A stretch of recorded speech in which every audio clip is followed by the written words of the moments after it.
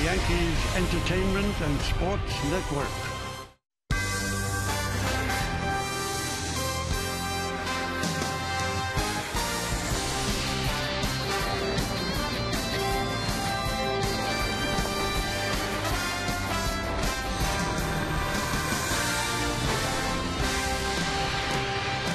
Well, Derek Jeter is back again after missing 91 games and coming back for just one game. He was 1 for 4, but he strained his quad.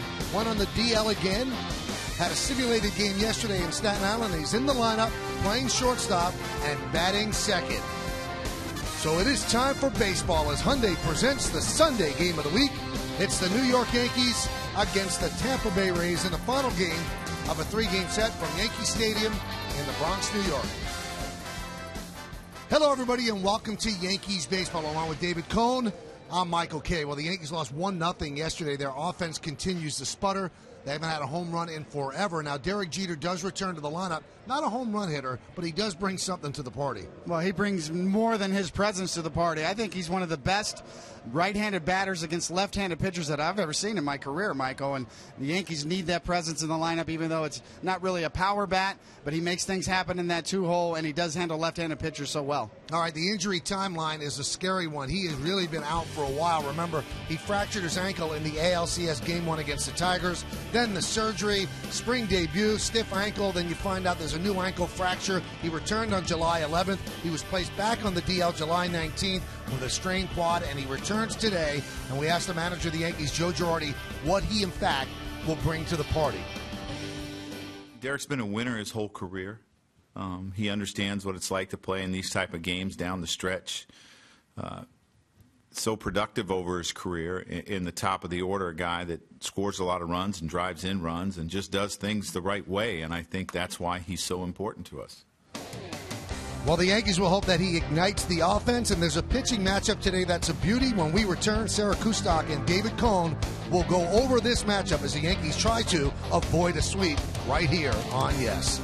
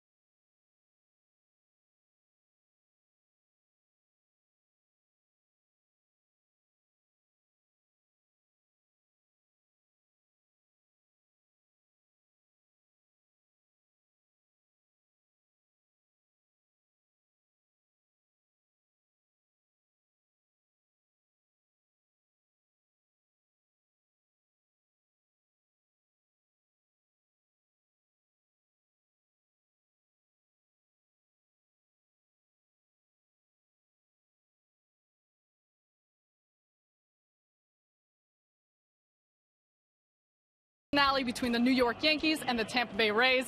Sarah Kustok here, joined by David Cohn, as we take a look at our New York Lottery pitching matchup for the day. It is Matt Moore at 14-3 with a 3.17 ERA, facing off against Phil Hughes, 4-9 with a 4.33 ERA. David, what do you see out of this matchup today? Well, I see Matt Moore has been on a roll, a tough lefty. He seems to get better and better. He's still young, but he's very polished. He's got a good changeup. He's hard to predict. Big curveball. Tough on left-handed batters. All the more important for the Yankee right-handed batters to step up. Even more important that Jeter's in the lineup.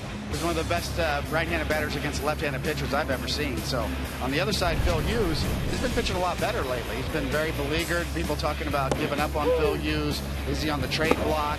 What's going to happen? I think he can pitch. I think he's a good pitcher. I think he's on a roll.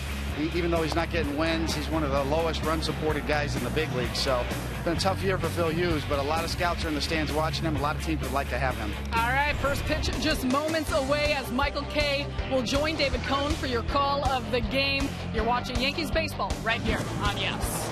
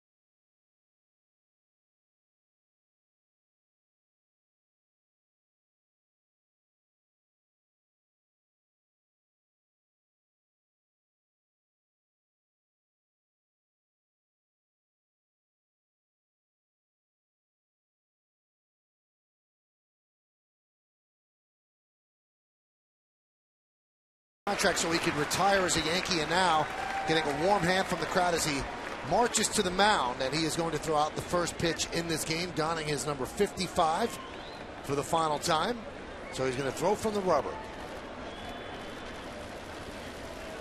Looks like it's a strike. Matsui, the MVP of the 2009 World Series, a great player in Japan, and a very, very good one here with the New York Yankees. And David, this is a guy who was really beloved amongst his teammates, not only the fans. Well, without a doubt, just a great all-around ball player. I mean, he came to the Yankees. He did everything well. Power, played good defense. He was a much underrated outfielder, and Derek Jeter said it all before. He just played hurt. He never complained. Stand-up guy, great teammate. All right, so he's going to watch this game, and so are you. The Yankees are on the field. Derek Jeter is at shortstop. He'll be batting second. But let's give you the Rays starting lineup first as we get you set for this ball game. First place Rays lead off their center fielder Desmond Jennings. Luke Scott, the DH, will bat second. Evan Longoria, third, will bat third. Cleaning up first baseman James Loney. Wil Myers in right field will bat fifth, batting sixth. Playing left field Matt Joyce. Kelly Johnson, the second base, bats seventh. Batting eighth and catching Jose Lobaton. And Yunel Escobar at shortstop will bat ninth. And Phil Hughes getting hot. See the turnover of the glove? That's a classic sign for a curveball, so you let the catcher know what's coming, and the record ain't good, but a lot of that isn't his fault. And the ERA progressively coming down, and the walks, only 29 walks in 108 innings. Let's check out the pitcher scouting report brought to you by your Tri-Honda dealers. A little bit of luck. You like that commercial, Michael, on the lottery? Yeah. That's what Phil Hughes needs. He needs that little guy by him on the mound today, because he's given up 2 earned runs or less in 11 of his 19 starts this year. Only 3 wins to show for that. And see ya. Well, a lot of scouts in the stands on the first see ya. A lot of teams would love to have Phil Hughes right now. And the reason is, when you look at his home and road home run record, he's given up 66 home runs at home since 09, when this stadium opened up, and only 29 on the road. So horses for courses. I guarantee you there's some West Coast teams with some scouts that are looking at this guy and love to have him. Trade deadline is the 31st, so this could be his final start with the Yankees if, in fact, they decide they are going to trade him. So we're ready. Derek Jeter's at shortstop for the first time this year, for the first time in a big league game since Game 1 of the ALCS against the Tigers last October. Desmond Jennings is ready, so is Hughes. And let's do it here in the Bronx. The first pitch is a strike, and we are underway. Yankees have lost the first 2 games of this series. The Rays are 62 and 42, and they have been red hot. Another strike. They are 22 and 3 in their last 25. Check that. They're 21 and 3 in the last 24. This is their 25th game in that stretch.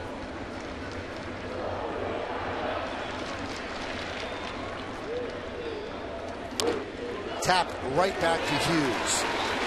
Over to Adams, 1 away. Now let's check out the defense in today's game.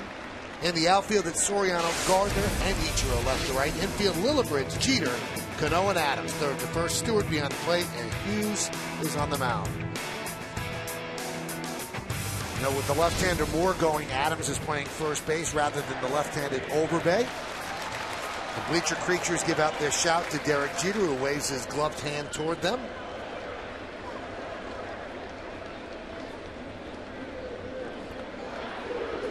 Here's Luke Scott. Fouls out back, and now they are giving a roll call to Matsui. Really special moment by the Yankees, signing him to a minor league deal, and then having him have the opportunity to retire as a New York Yankee, which is what he did officially today. 1-1. Yankees need a spark, and maybe Jeter can provide that. Not going to come in here and hit 4 home runs, but as David said in the open, he is outstanding against left-handed pitching.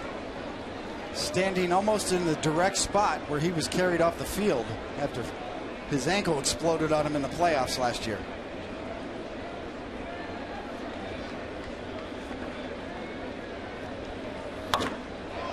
High drive, right field, and it's a foul ball.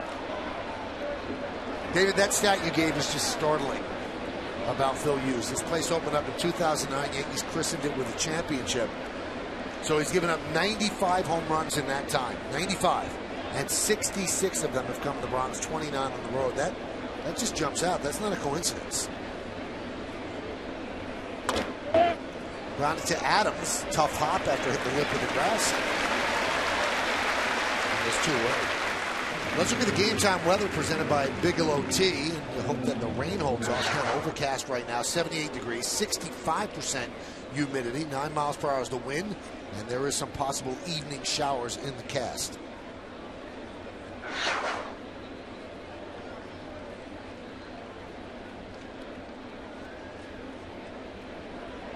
Here's Longoria. Next 3 batters in the Rays lineup have been as hot as the team. Longoria, 9-game hitting streak. Loney, a 6-game hitting streak, 10 straight against the Yanks. And Myers, an 8-game hitting streak.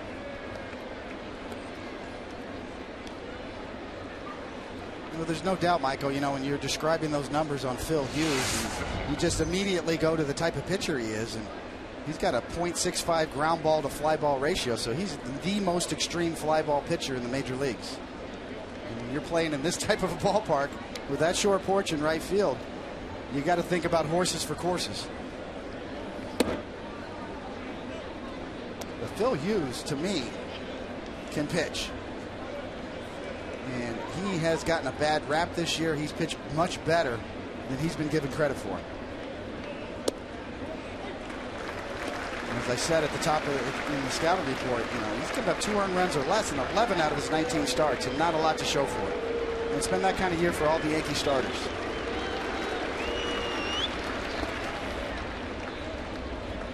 Just look at yesterday how well Nova pitched. 7 innings, 1 run, and he ends up taking the loss. So it's on the offense for the most part. The pitchers are the reason why they are within striking distance of a playoff spot despite all the injuries.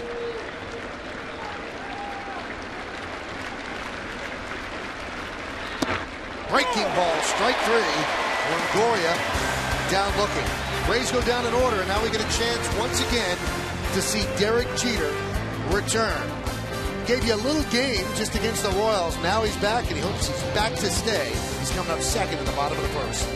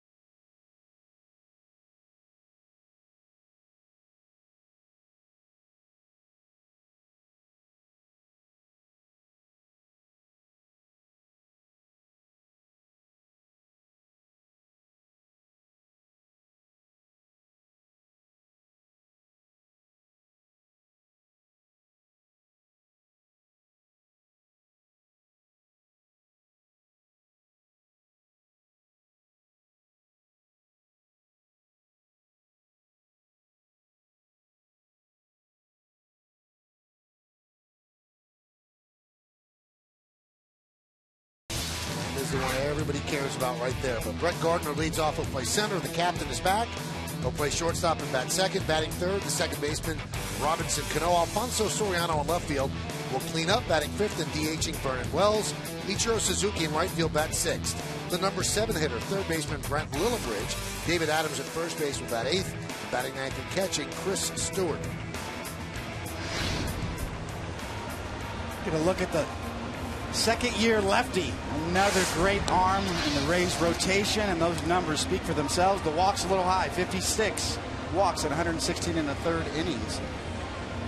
Let's go ahead and give you the pitcher scouting report brought to you by your Tri-Honda dealers. And no sophomore slump. Well, he had a solid year last year, 11-11 and around 3.80 ERA.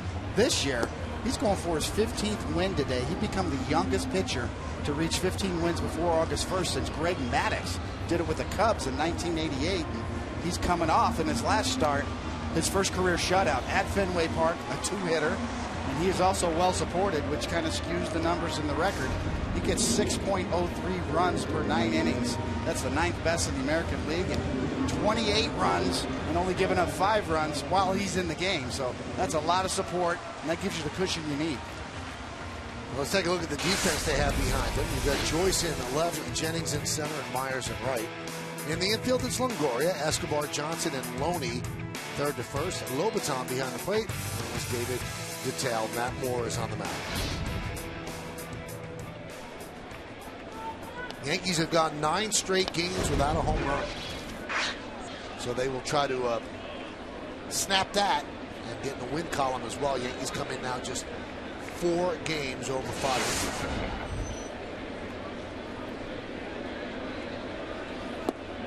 Pitch is outside.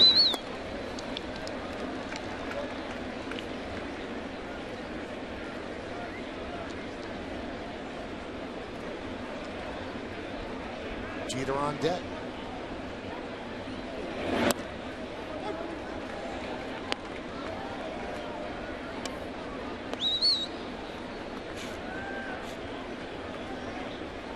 Now when Jeter comes up, he'll lay out. You'll hear Bob Shepard introduce him and see what kind of reception he gets from the crowd the second time around. 2-1.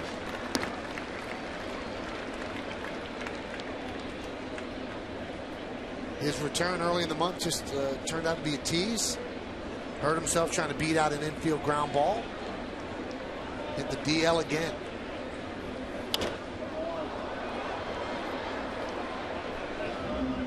Yankees baseball is available in Spanish by hitting the SAP button on your television. SAP is brought to you by Infinity.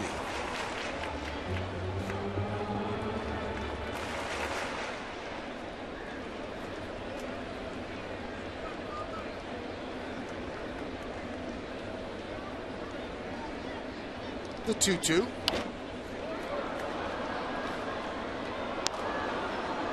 Gardner makes you work to get him out. He very rarely makes an easy out where the pitcher doesn't have to show a lot. That's what you love in a leadoff batter, that he's going to let everybody see exactly what Moore has. He's already had him throw 5 pitches. A lot of foul balls from Gardner.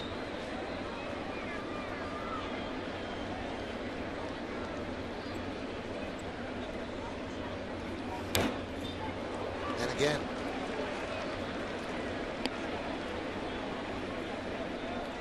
After missing a lot of time last year for Gardner, the Yankees really missed him. His speed, his presence, but Michael, I think he's got more to give. He's ever improving as a leadoff hitter, as you mentioned, getting more quality at bats. His on base percentage creeping up.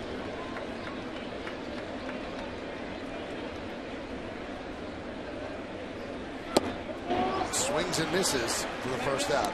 Here's Jeter. Now batting for the Yankees, number 2, Derek Jeter. Number 2.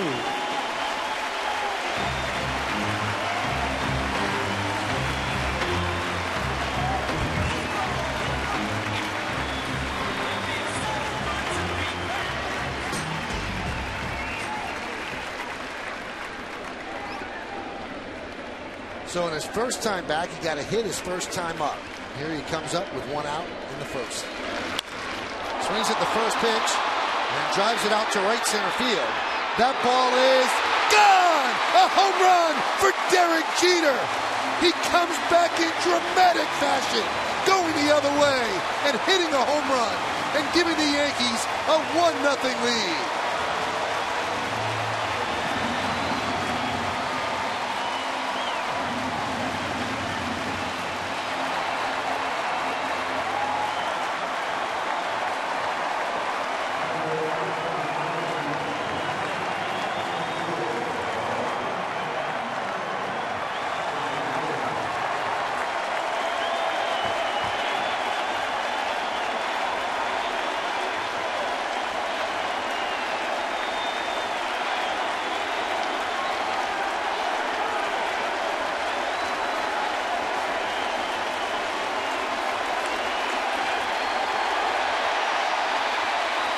Can't make this stuff up, Dave. Pitcher speaks for itself. Captain Clutch, he's back.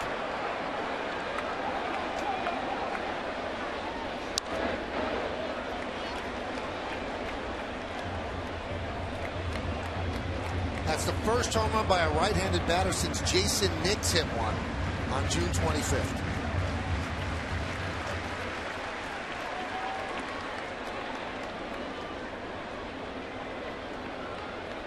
It's over a month, by the way. And it's the first home run by a Yankee player in 10 games. And that is our Coors Light cold hard fact. First home run by any Yankee in the last 10 games. Brought to you by Frostbrewed Coors Light. That one is off the glove of Moore by Cano, and he gets himself an infield single.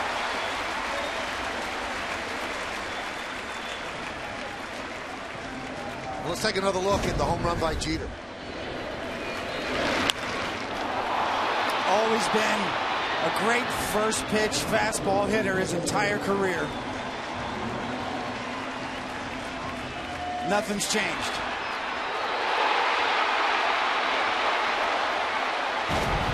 A pretty nice catch, too.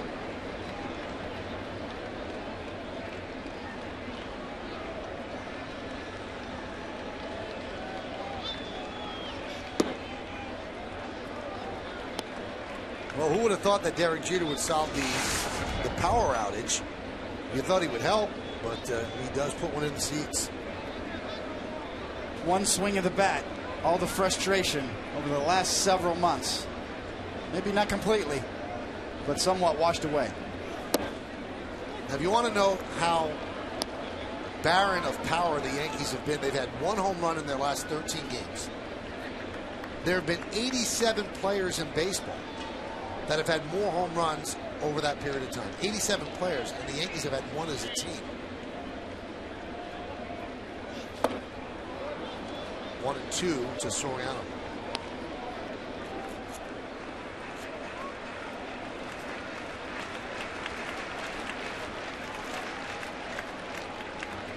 Great shot of Larry Rothschild sitting there laughing. I mean, what more is there to do?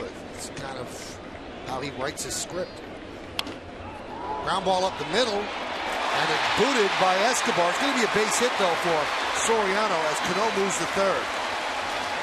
So Soriano's first hit since coming back to the Yankees, he was 0 for 8. He gets a single right there.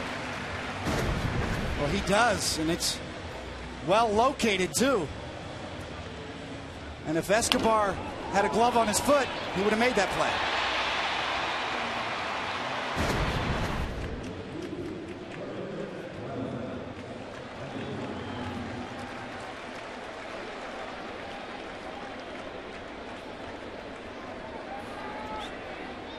There's Vernon Wells. He is DHing.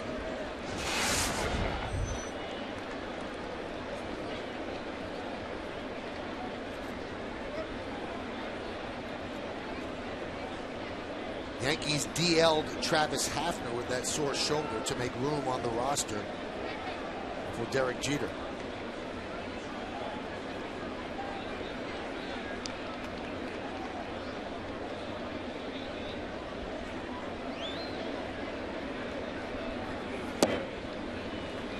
Count 1-0.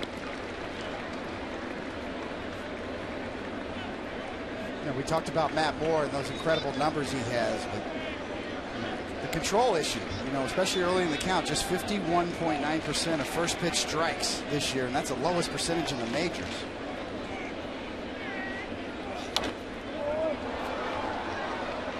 And actually, the pitch Jeter hit out might have been up and out of the strike zone. That just shows you how aggressive Jeter was on that first pitch fastball.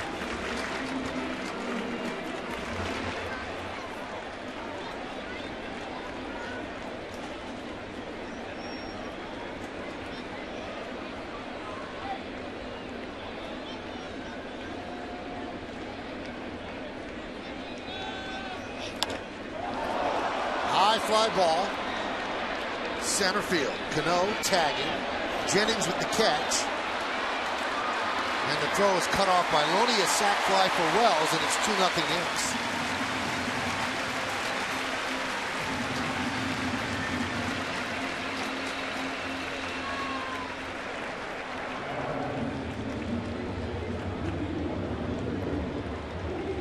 Haven't been any smiles in the Yankee dugout the last couple of days. Yesterday, no offense whatsoever, and that's probably what Nova's saying. Couldn't get me one, you got him two in 1 inning.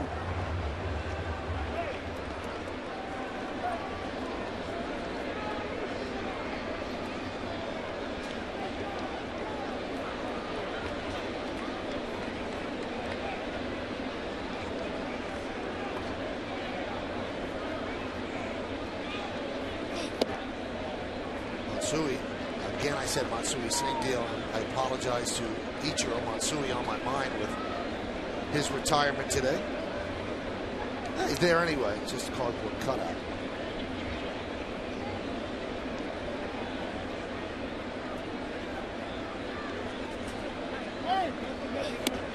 Time was called. If you're wondering in the background what that sign means, 3980. Well, that's Ichiro's career hit total when you combine his Japanese numbers and American numbers. So yeah, 20 hits away from 4,000 professional hits.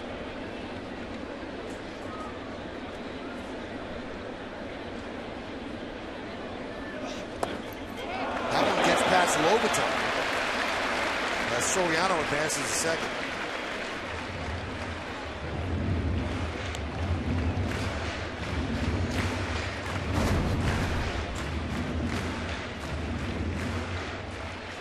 That ball is the definition of a wild pitch, as Moore just hangs on to it.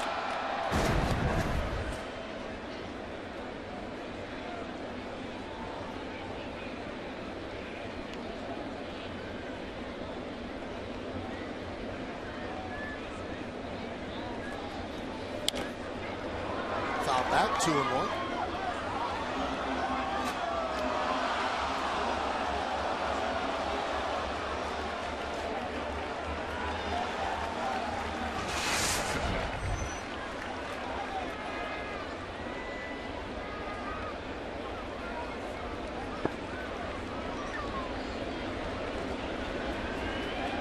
Runner at second, 2 outs. 2-2.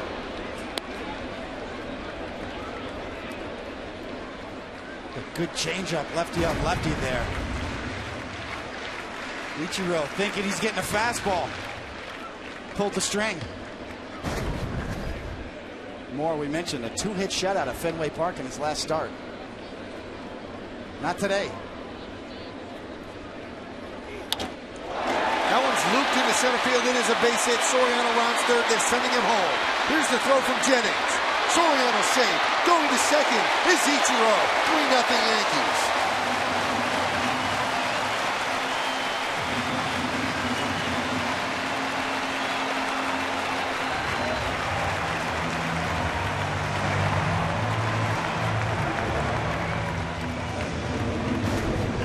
We talked about Ichiro handling left-handed pitchers, and after getting fooled on that changeup, still ready for the fastball. And Soriano, at 37 years old, still runs well. And so does Suzuki. Jennings with a couple of chances to throw the ball home here, both of them wide, although would have been tough chances anyway. Suzuki, a .330 career batting average against left-handed pitchers. Here's Lillibridge.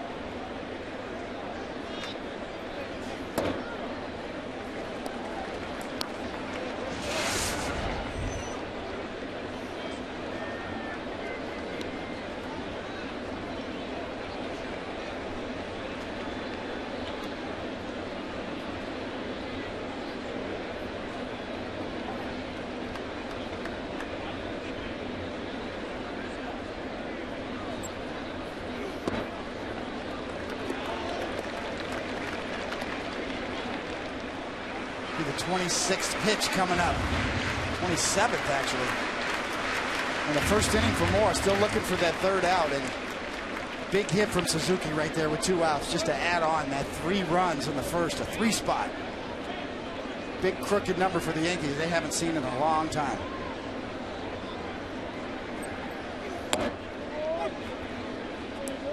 Two and one.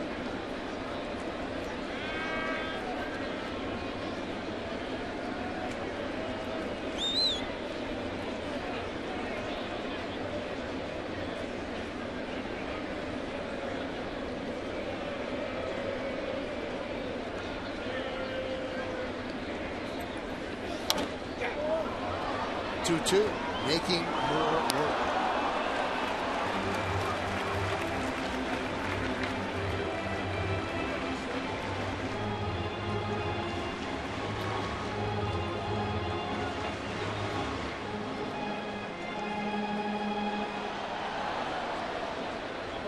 Talking to Joe Girardi before the game around the batting cage about Brent Lillibridge and what an athlete he is.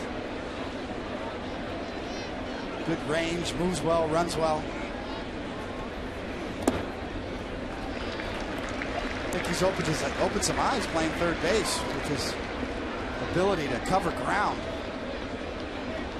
Yankee fans remember back a few years ago when he was playing for the White Sox at right field and a couple of game-ending, unbelievable catches that saved a win for the White Sox in the 9th inning. Originally came up as a shortstop.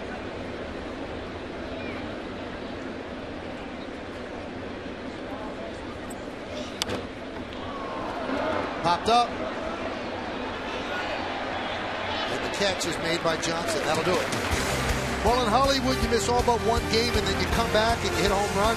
They toss it into the wastebasket. Here in the Bronx, it's reality. A home run by Derek Jeter, and the Yankees have come alive.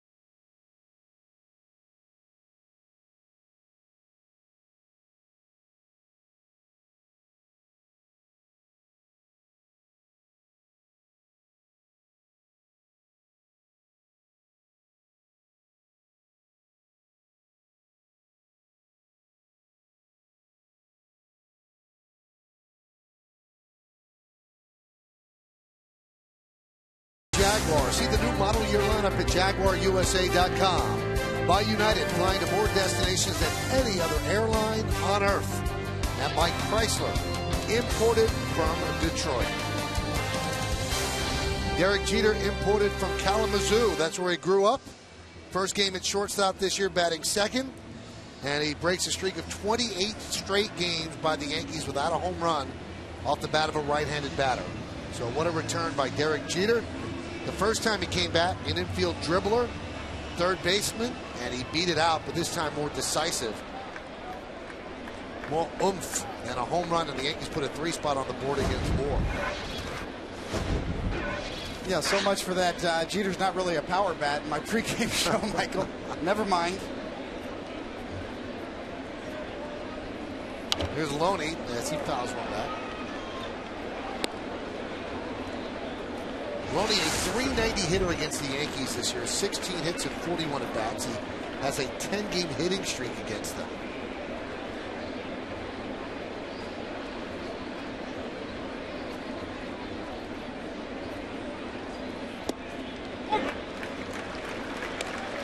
Let's take a look at the league leaders presented by Honda. James Loney leads the American League with a .371 road batting average, well ahead of number 2 Mike Trout of the Angels.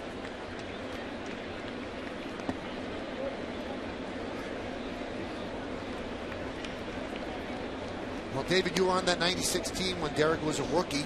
He had made his debut in 95, coming up for an injured Tony Fernandez. And Joe Torre always said nothing ever speeds up for this guy. It slows down. The moment's never too big for him. He was ready, regardless of some doubters of a young rookie shortstop. A lot of talk that year during spring training in 96 when everybody said, okay, this is going to be our shortstop. Derek Jeter's going to be a rookie. We're going to just go with him. And then all of a sudden, talk started to come. Maybe we should trade a young guy named Mariano Rivera for Felix Fermin, a veteran shortstop in Seattle. And cooler heads prevailed. And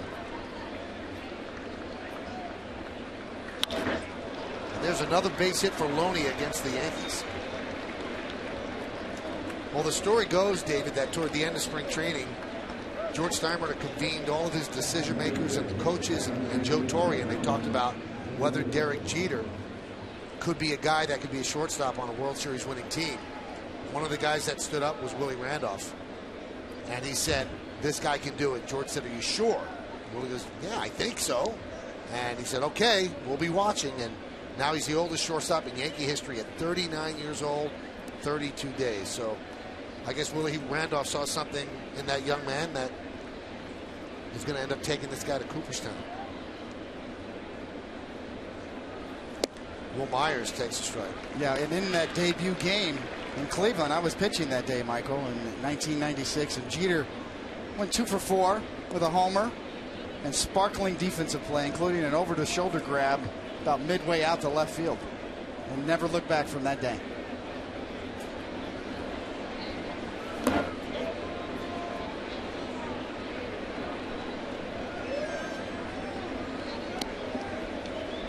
And Derek certainly has a flair for the dramatic against the Tampa Bay Rays. Hit a home run against David Price for his 3,000th hit. And now he comes back against the Rays. It's not Price, it's Moore. And it's a solo home run in the first inning, put the Yankees on the board. Grounded to third. Nice backhanded stab by Lillibridge. Goes to second one, that's all they'll get. Lillibridge has looked very strong moving to the backhand side at third base. Let's take a look at that in Yes Mo, brought to you by your Mercedes-Benz Tri-State dealer. Hard hit ball. Nice stop by Greg Nettles. I'm sorry, Lillibridge. I mean, Nettles like this kid over there. In a short period of time, we've seen him move like a young Greg Nettles. Okay, we're going to shift. Go over here. Yeah, Derek's not moving.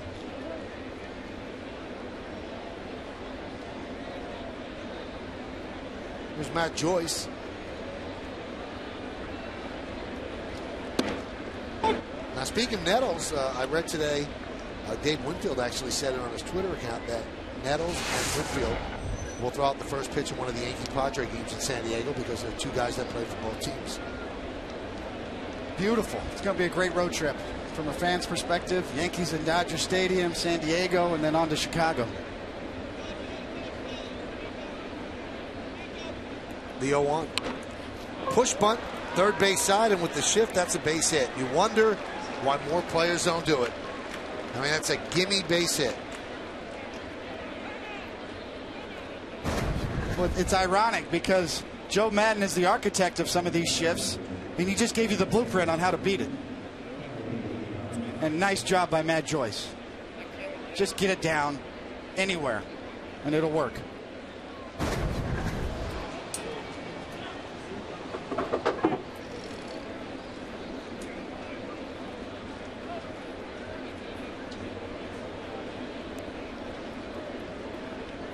So first and second, one out. And here's Kelly Johnson. Johnson at second base today and not Zobrist. Why? Because Zobrist is 0 for 14 against Phil Hughes. Johnson's not that much better. He's 2 for 12, but better than 0 for 14.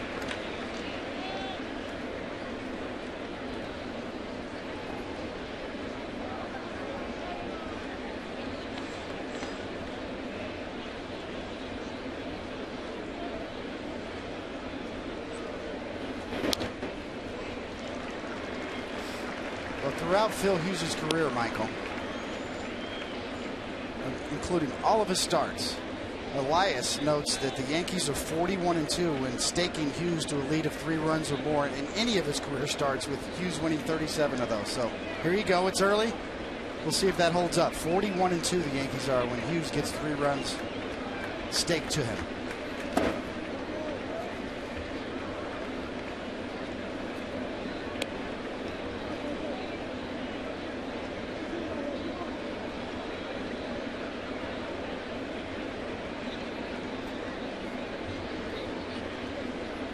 One of the ways you do that is when you get staked those 3 runs, you have a shutdown inning. So he's got to pitch himself out of the jam here to do that.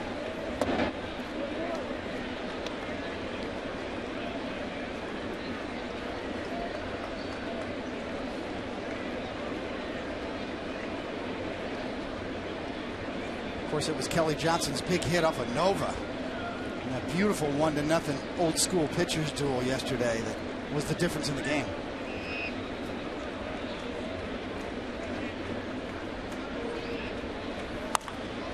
That one's driven to right field. That ball is in there for a base hit. It gets past Ichiro and goes to the wall. Myers scores. They're going to hold Joyce at third. It's an RBI double for Johnson. And the Rays are on the board. It's 3-1 Yanks.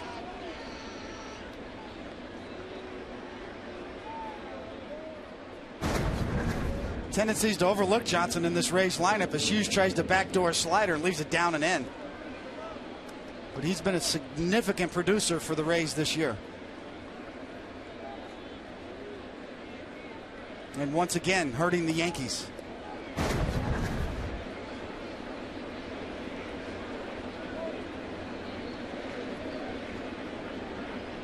Here is Jose Lobaton.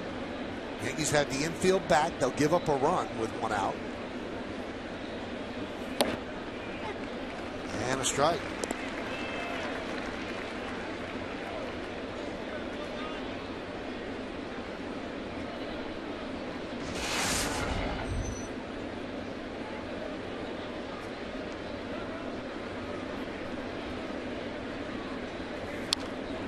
Right in on the hands, 94-mile-an-hour fastball. Combination of Jose Molina and Lobaton have been really good for the Rays pitching staff. Got the old bull and the young bull. And they're both good behind the plate as well. And that guy is the godfather of pitch framing.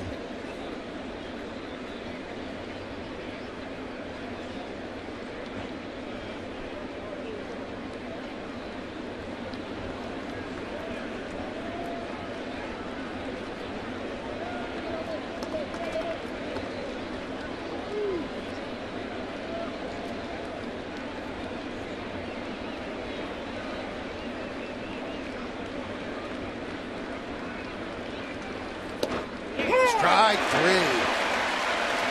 Fastball outside corner, a big strikeout for Hughes. It's always tough for a catcher to question a call. Certainly it's borderline. Stewart with an excellent job.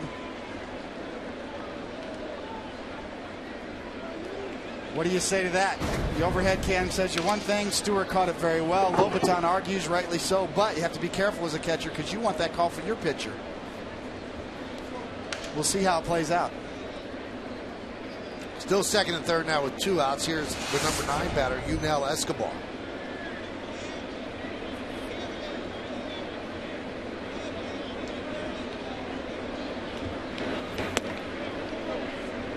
Got a good fastball today at 94 miles an hour.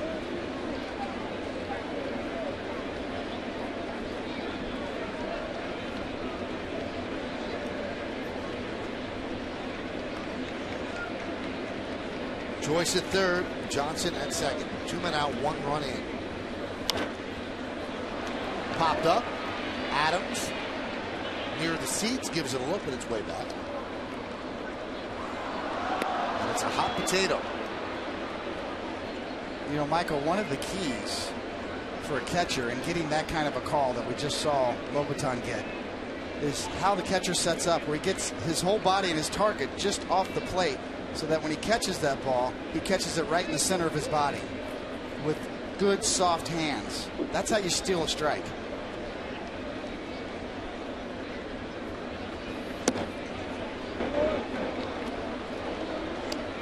It's not just about pitch framing with your hands. It's not just about pitch framing with your hands. It's where you set up, how low the target is, and the ball's right in the center of your body when you catch it, which presents itself to the umpire in a much more favorable way.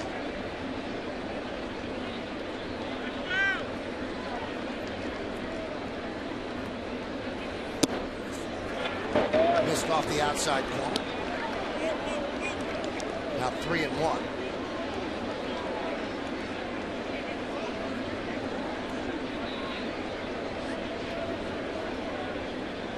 John Hirschbeck behind the plate's the crew chief, and he's always been more of a pitcher-friendly umpire.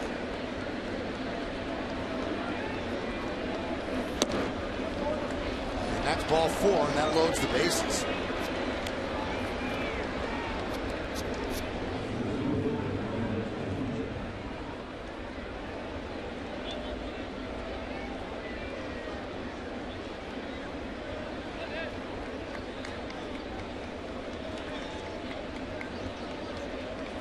Tampa Bay could win today, they would be 22-3 over 25 games. And since the present division setups, only 2 other teams have ever done that, gone any stretch of the season at 22-3, the 98 Yankees and the 2004 Red Sox. Both teams ended up winning the World Series. Here's Jennings. Pitch low. Crowd's starting to get a little restless now as they can see this lead slipping away. It's a big spot in the game.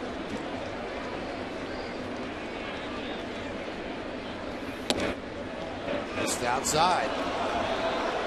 He was kind of staring in, but it was an outside pitch. Didn't hit the corner. It's 2-0. Joyce at third, Johnson at second, Escobar at first. Joyce's bunt that set up this whole inning.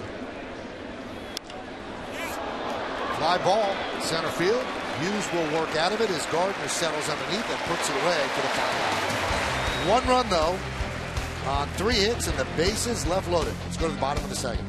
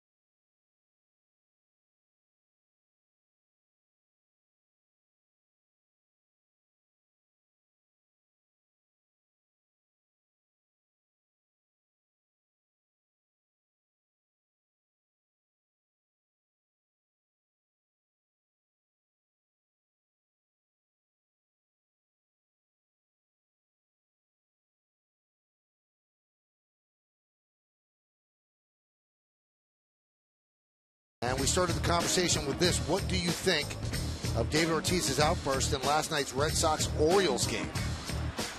And hey there, Amanda A., unprofessional and unnecessary.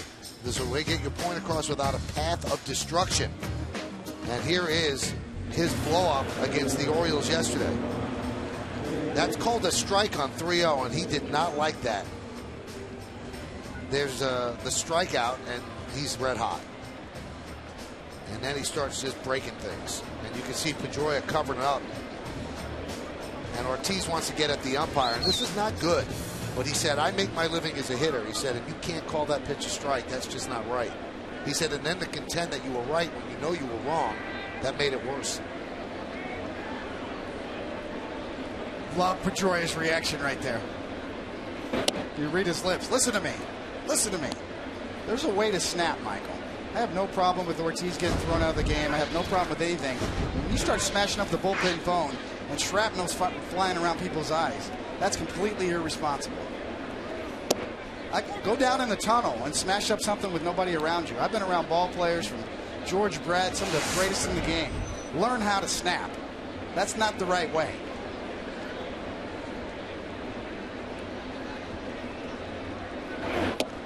And to accentuate David's point, when he's doing that to the bullpen phone cover, you have to see Pedroia with the towel over his head cowering that he doesn't get hit with the shrapnel. Ridiculous. You put a lot of your team in jeopardy. And Ortiz did not see it that way after the game. He said that he had every right to snap.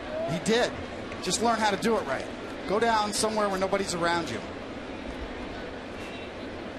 Completely unacceptable.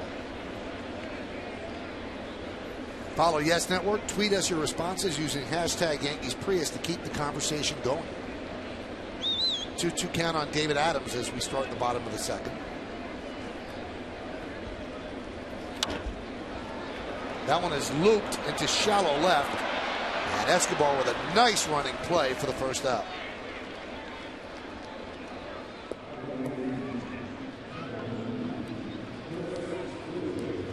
That 3-0 strike was unbelievable.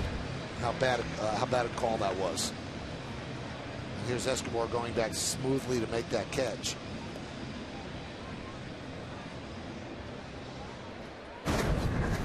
Starting to rain just a little bit here at Yankee Stadium. A little drizzle right now.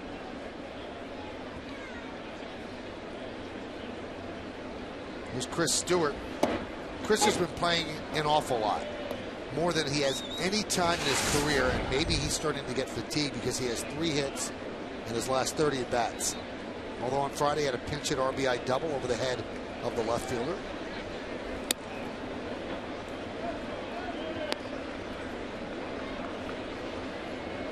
I don't think they will push him as much as they have because Romine's starting to hit a little bit now. So that gives them a decent option to rest Chris Stewart. And I asked Joe Girardi yesterday about Francisco Cervelli's situation. He goes, it's not good. He's not getting any better. He said the bone is not healing. So I don't know if we're going to see Cervelli at any time. Certainly not anytime soon. The 2-1. 2-2.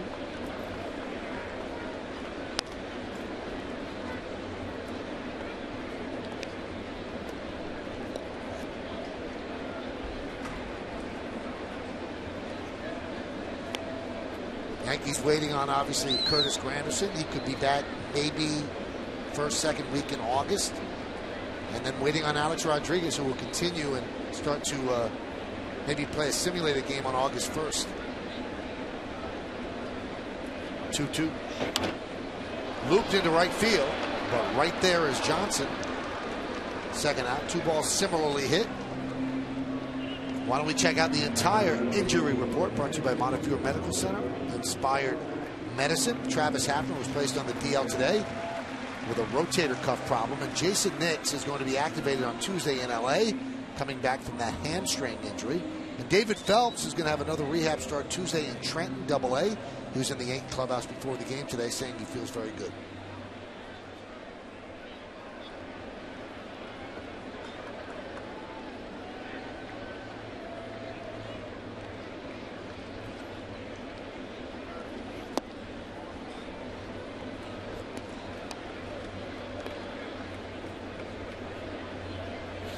now 1-0.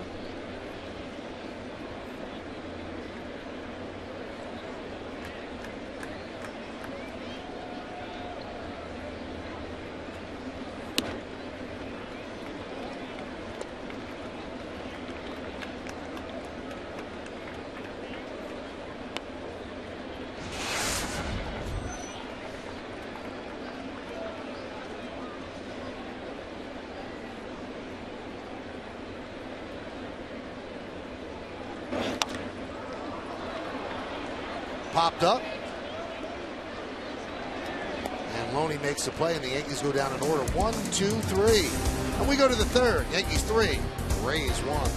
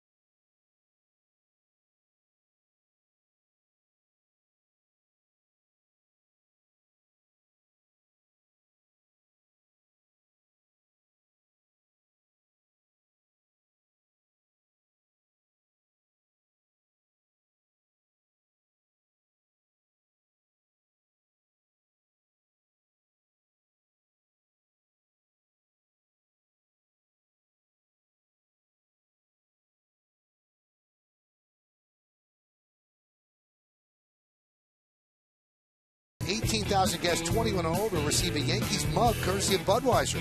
Now for tickets, log on to Yankees.com, visit the stadium ticket window, Yankees clubhouse shops, or call Ticketmaster at 877-469-9849.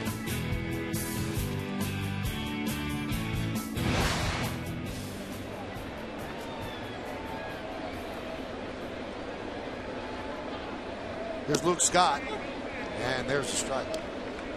Lincoln scoreboard 3-1. Yankees over Tampa Bay.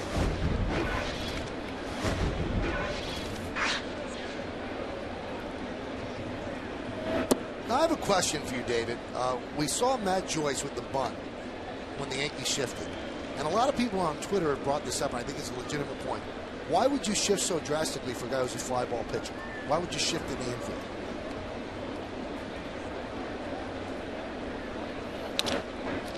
Right to Cano.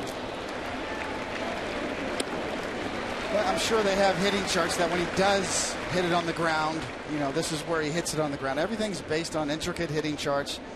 A lot of times hitters do something different when they hit it in the air than when they hit it on the ground. So it's not just necessarily because Phil Hughes is such a fly ball pitcher. He does give up some ground balls, even though fewer than anybody else in the big leagues.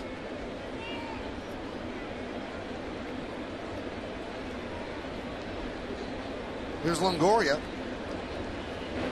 With his strikeout in the first inning, Longoria has now struck out in 18 straight games. And this is one of the stars of baseball.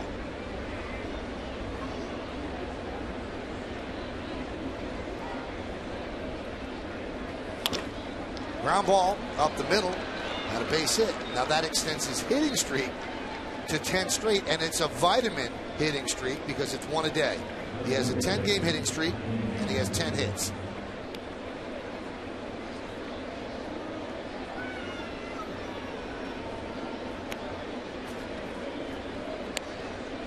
You know, it's kind of been, you know, Joe Maddon's very creative in a lot of aspects of the game. I was a little surprised that, you know, in this case you've got Loney following up Longoria, but that he didn't generally switch it to where Myers would bat before Longoria to give the rookie the protection.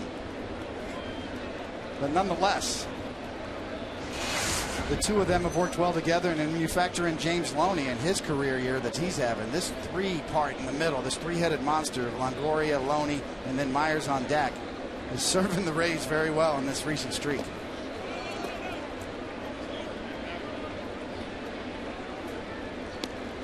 The lights are on here at the stadium.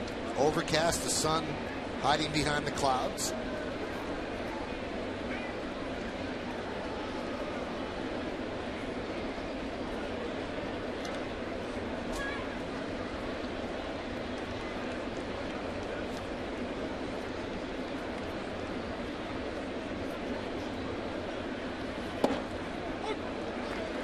You know, Michael, there was just a buzz in the stadium before the game. You know, the bobblehead day, it was just people were lined up here early, and then, of course, Jeter's in the lineup for the first time. And haven't felt this buzz. Even in between innings, there's still a little buzz that you haven't heard in the stadium in a while.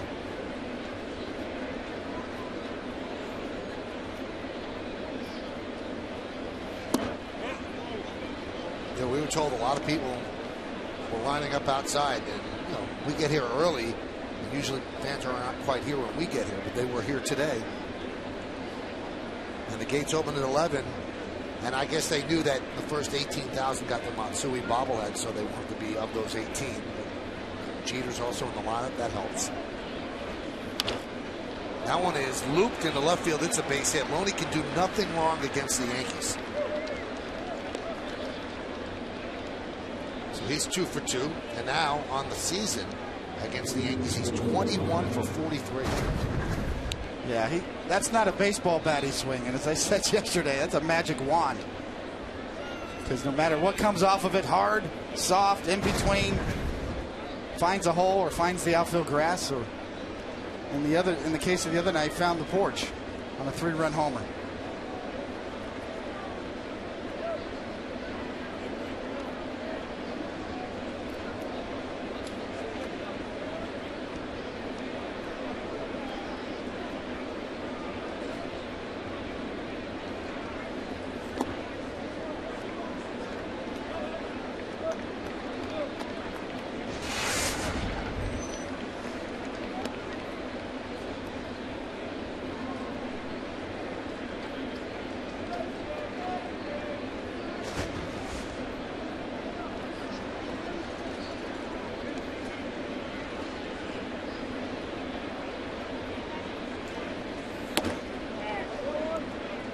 One of the decision-making processes for the Royals when they decided to go ahead and part with Wil Myers was the fact that they had Jeff Francoeur in right field signed, and a favorite of GM Dayton Moore.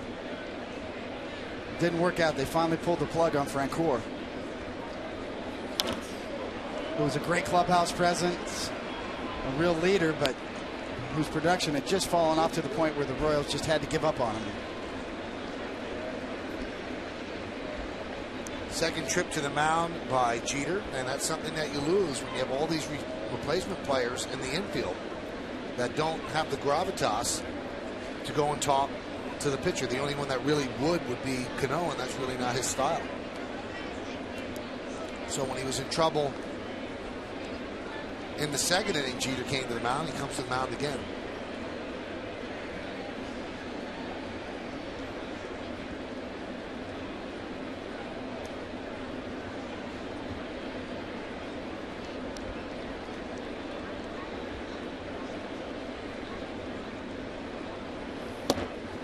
Snap throw to second. Just getting back is Longoria.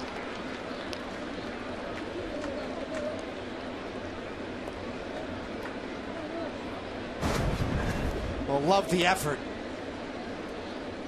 Very underutilized weapon in a lot of major league clubs in their defensive alignment in terms of throwing behind the runners. Just the threat of doing that can keep the base runners honest. And in this case, keep Longoria a little closer to second in case he gets a chance to score.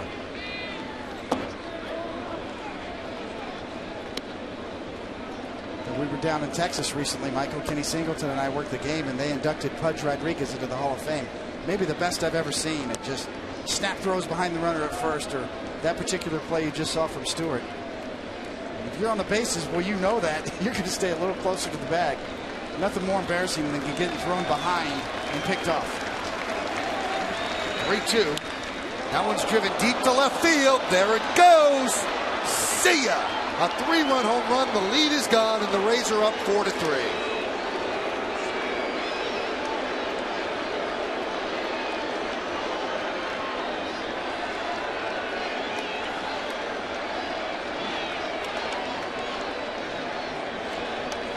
That's his bugaboo. He cannot keep the ball in the ballpark. And I think that's a home run in a lot of places, David. Well, it's a 3-2 slider. And Wil Myers is going to admire it a little bit. And that goes out anywhere.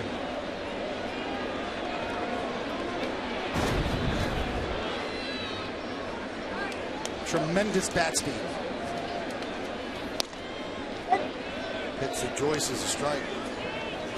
So he hit his first big league home run here at Yankee Stadium, a grand slam off CC, and now a 3-run shot. His 6th home run of the year here at the Bronx Ballpark. There's a strike. Somewhere in Kansas City, a Royals fan is groaning.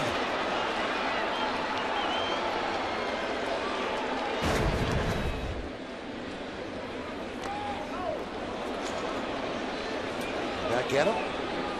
Umpire has not yet signaled. He's taking first base, and Larry Rothschild will cross paths with him and go talk with Hughes. So Joyce gets punked.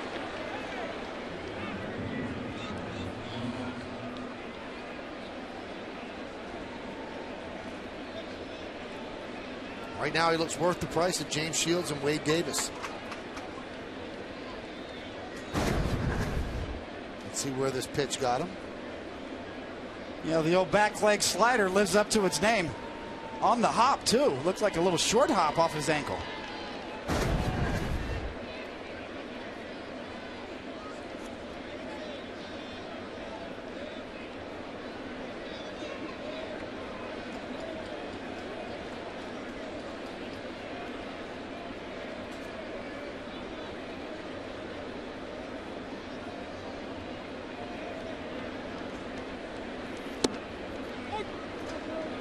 Right.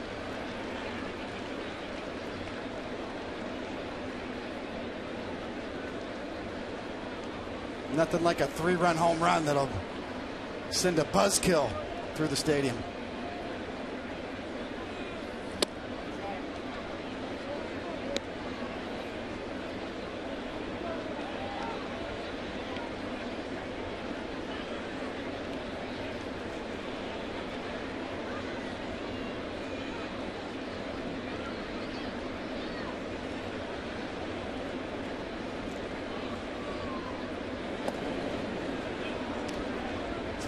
Kelly Johnson at the plate here.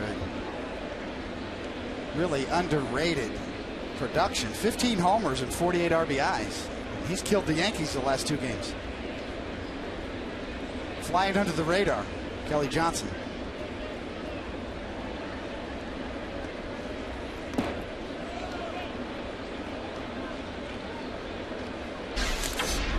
Here's a look on Yes View at the home run by Myers.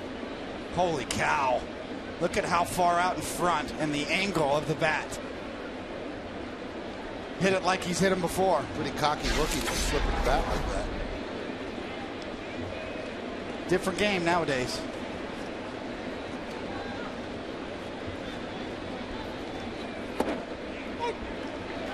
Two and two.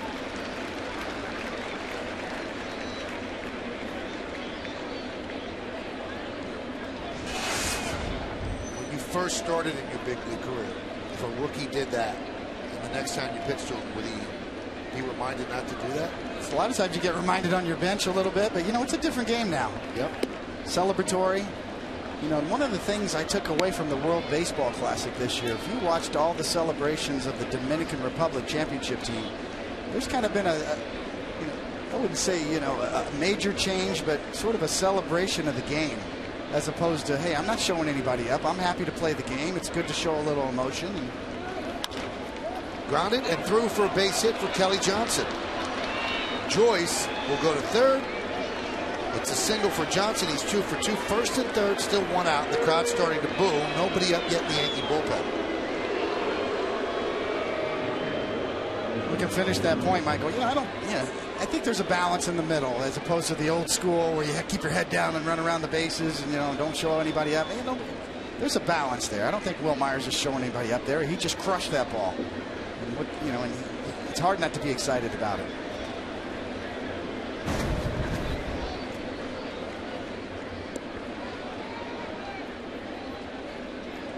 It's not like he stood there for 10 seconds admiring it.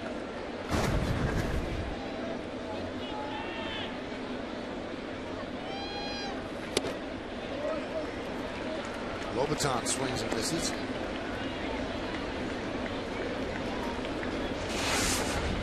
I think Yankee fans kind of went through that when Jabba Chamberlain first came up, and you remember the fist pumps from the young Chamberlain throwing almost 100 miles an hour and the strikeout emotion. A lot of debate back then. The fans loved it. I guess you love it when it's on your side. Well, I think it's a younger generation to older generation thing. As you see, Claiborne's going to get hot in a hurry. The younger generation loves the emotion. The older generation is sort of, don't show me up. There's got to be a balance in the middle somewhere. I didn't see any problem with that. The 0-2. Strike 3. Lobaton down looking for the second time today.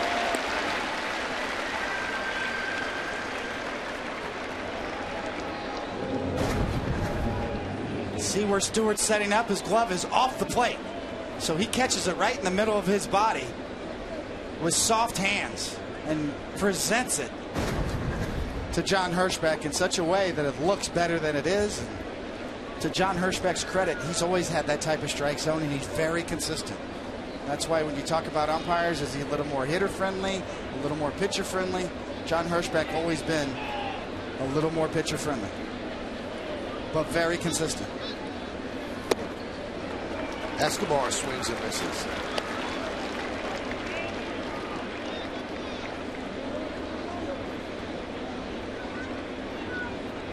The art of stealing pitches, Michael. I talk about it a lot, framing and everything that goes into it. Stewart with a clinic right there.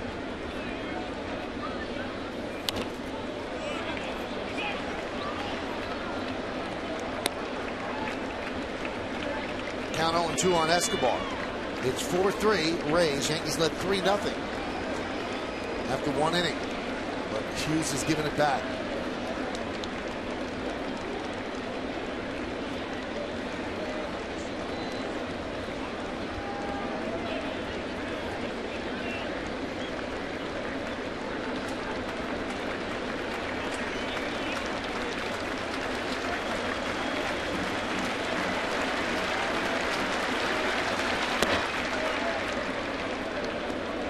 Count 1-2.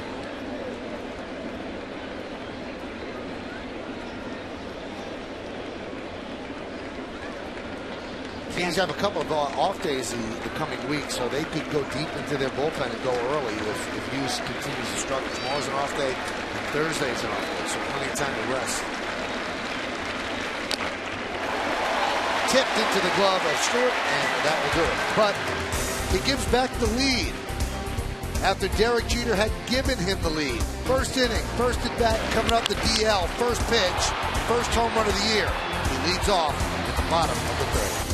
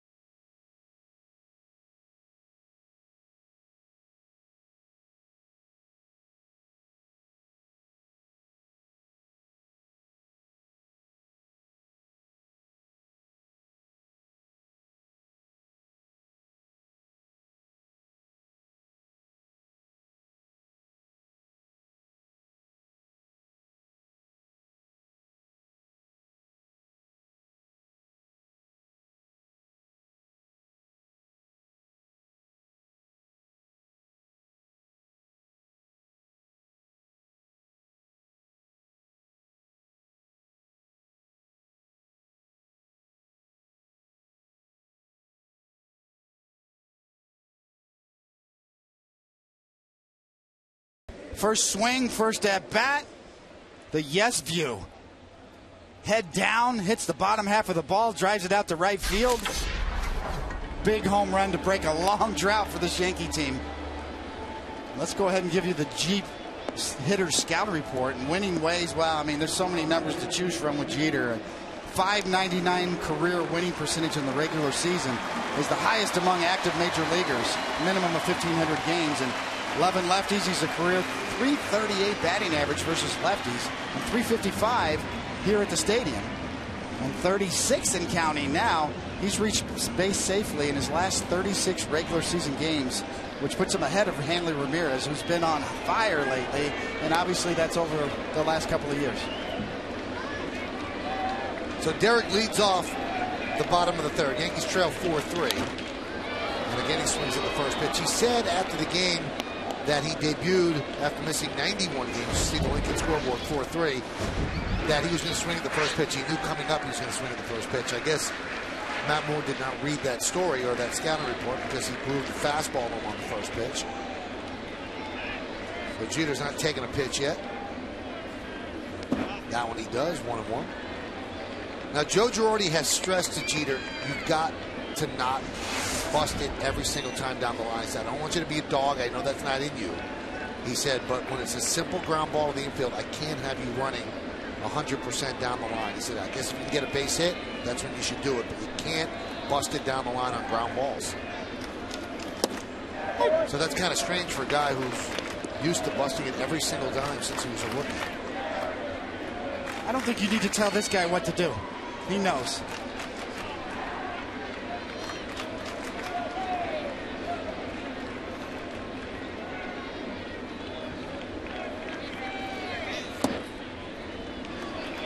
Two and two.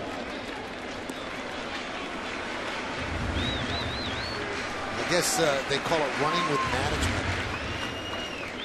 You have to know the situation. They say the quad is 100% healed now, but you just never know. He's 39 years old. Ankle's been fractured twice. And he's now 2 for 2.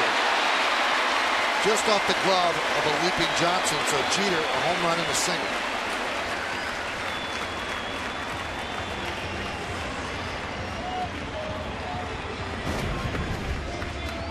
How many times have you seen that where he leads with the knob of the bat, pulls the hands in, and shoots it the other way? And Kelly Johnson looked like he had a beat on this. Like he's going to get there and almost overran it. Kind of off the back of his glove.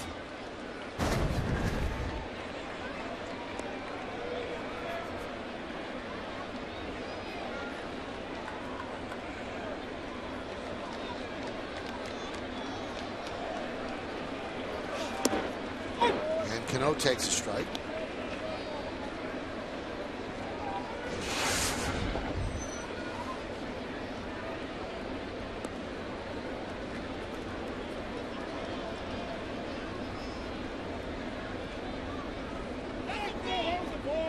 A balk. You can hear John Hirschbeck jump out and say that was a balk.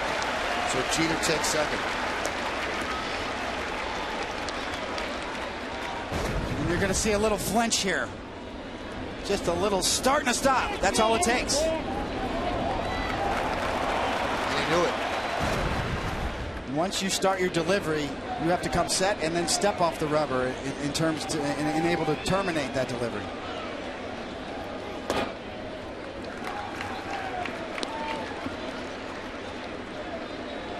Doesn't take that big of a move, and maybe it's a little nitpicky thing, but by the rule book, that is the rule. And once you start those hands going, you have to continue.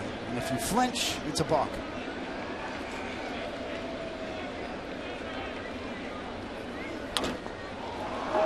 Fly ball left field. Joyce coming on. One away.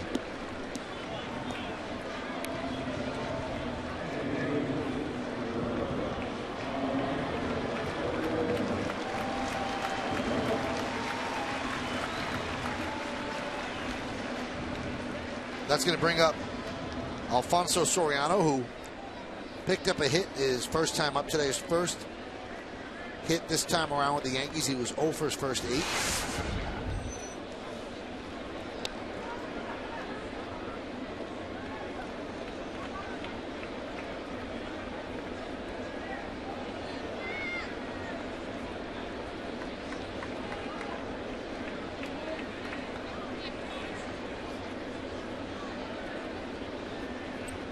Aren't too many Yankees around from Soriano's first tour of duty here, but one of them is on second base.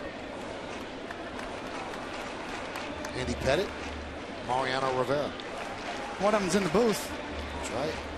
Makes me feel good that I actually have a teammate that's still playing the game, Mike. Not too over the hill yet. That's the next level. I talked to Paul O'Neill about that. When there's nobody left playing actively that you played against or with, then that's a whole new level for the next player. High fly ball, right field. Myers back on the track at the wall, leaps. See ya! A 2-run home run for Soriano, and the Yankees take back the lead. They're up 5-4.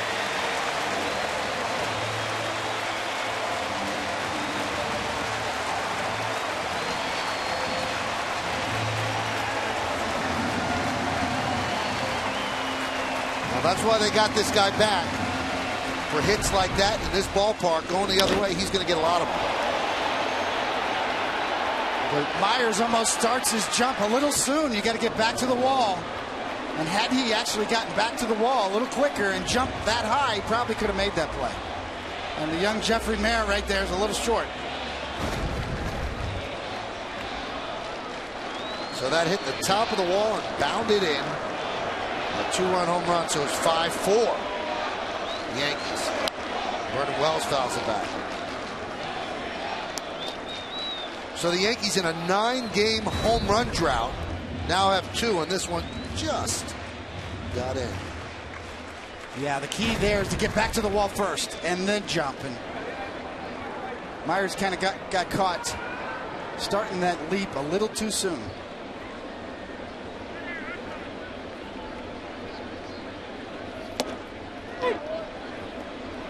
So how strange, in 2013, 2 guys that were on the 2003 team have hit it out.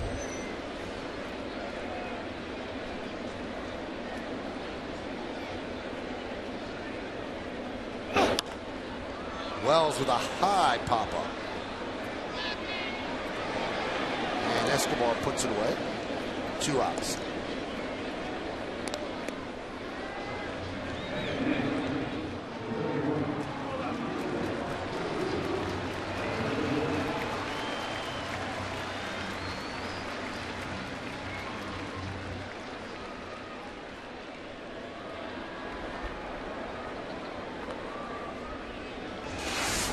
And here's Ichiro.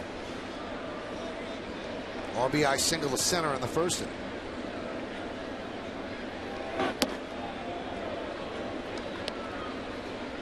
Jeter with a ribby. Wells with a ribby. Ichiro with a ribby. Soriano with 2, and the Graybeards are doing it for the Yanks. On the heels of a 1-0 pitchers duel yesterday. Line drive, foul.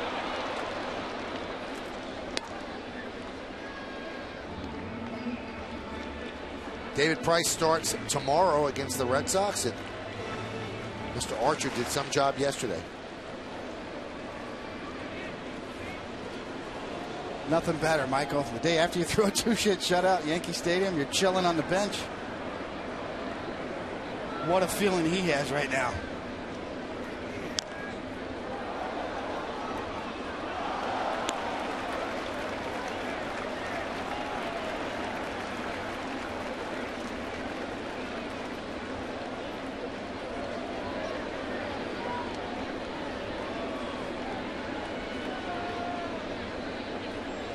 Four Yankees were in the bottom of the third. Breaking ball with absolutely no bite. Yeah, no bite and right by your chin. It's a good thing that it broke a little bit.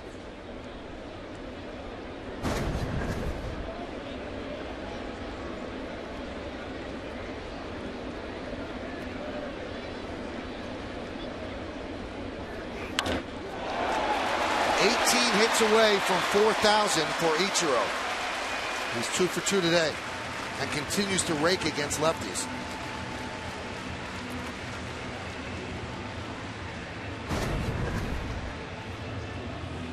Wow. Ichiro right there. Got to be fired up. Oh, I love that angle right there. You can see Ichiro hang in there. Even after getting a little chin music on the high slider, Ichiro ready for it. Right in his wheelhouse, too. Middle in and down a little bit. Got to feel like he's fired up a little bit. Matsui day, you know, big day. A lot of Japanese fans in the stands, a lot of signs, media.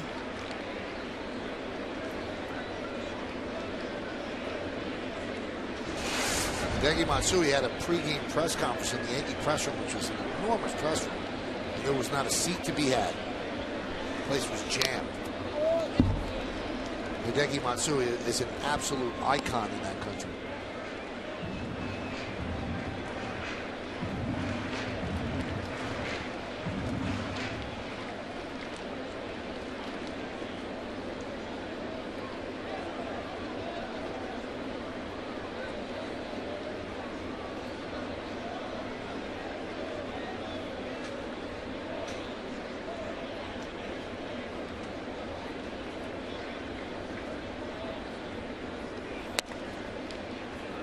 Count 1-1 to Lillibridge. You know, we talked about Lillibridge's versatility. In his career, he has played at least 10 games at every single position except for pitcher and catcher. That's a great guy to have on the bench.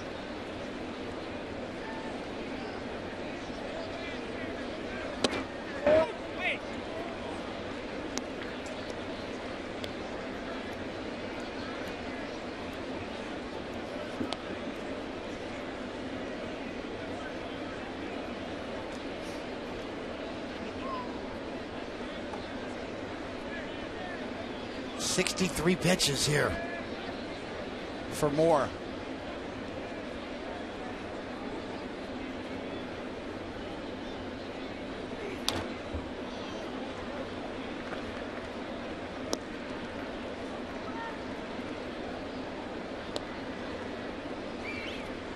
That's a lot of pitches, Michael, just to get 8 outs.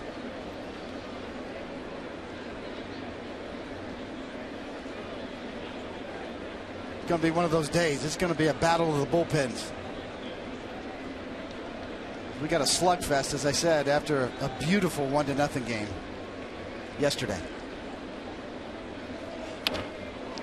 Grounded to short, Escobar flips, gets the force, and that'll do it. But the Yankees retake the lead.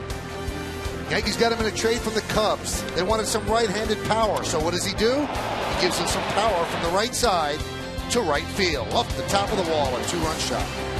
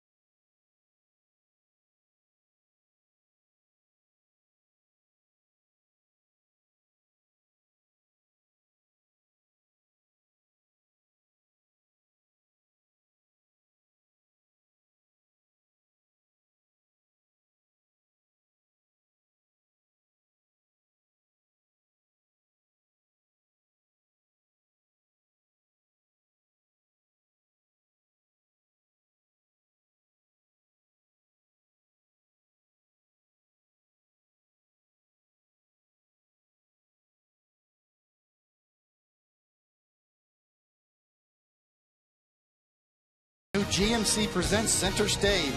The former Jet discusses his difficult childhood and rocky road to the NFL and his recent induction into the Pro Football Hall of Fame. It's a new Center Stage, Wednesday at 8, only on Yes. All right, so the Yankees now give Phil Hughes another lead. Can he hold it on the Benjamin Moore scoreboard at 5-4? Yankees over Tampa Bay. And there's a strike.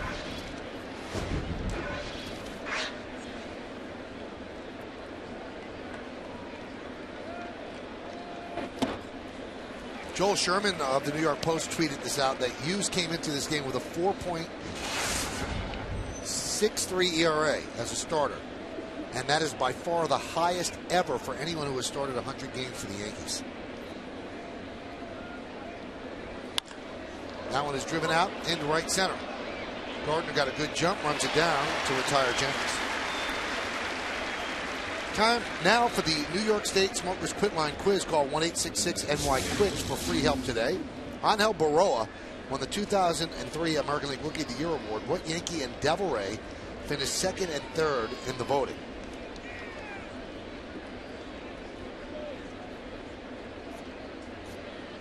I know who finished second.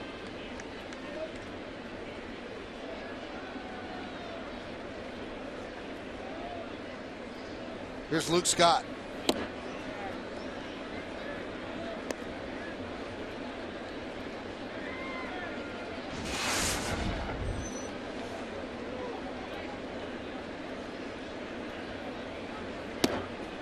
And a strike.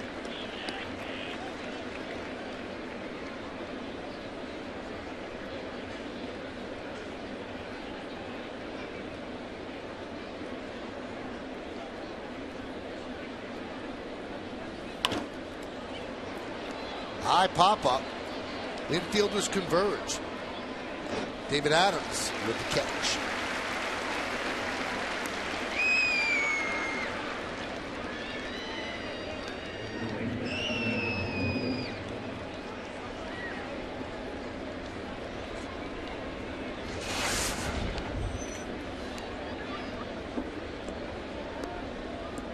Got new life for Phil Hughes on the mound. Looking for a quick inning. Much like his counterpart, elevated pitch count.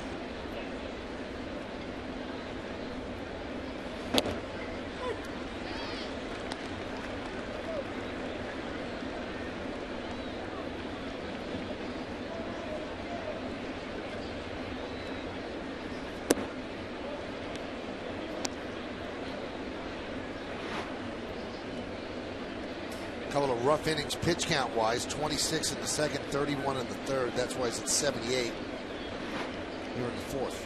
1-2.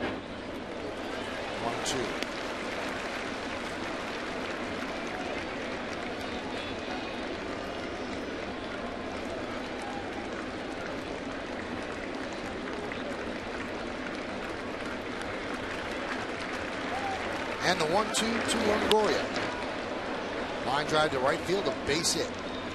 So he's 2 for 3.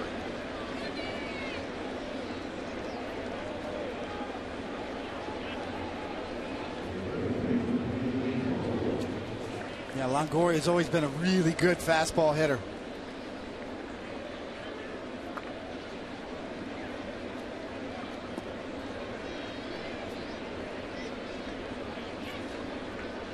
Here's Loney. They have to come up with a different plan for Loney. All he's done is hit against them. He's 2 for 2 today. Has an 11-game hitting streak against them. And he's 18 for 43 against them.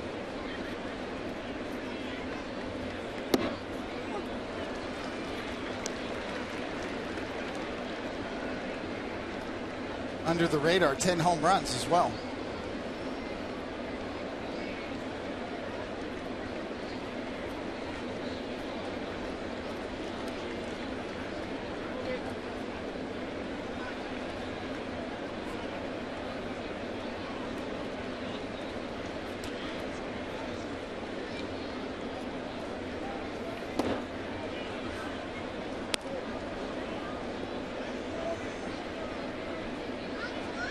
On his 82nd pitch, Phil Hughes' first changeup of the day.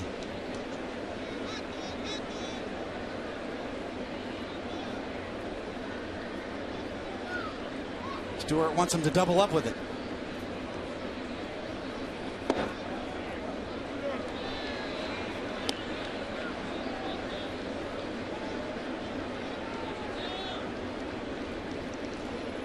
Doesn't like what he sees, so he can call out to Harkey in the bullpen, get somebody moving again.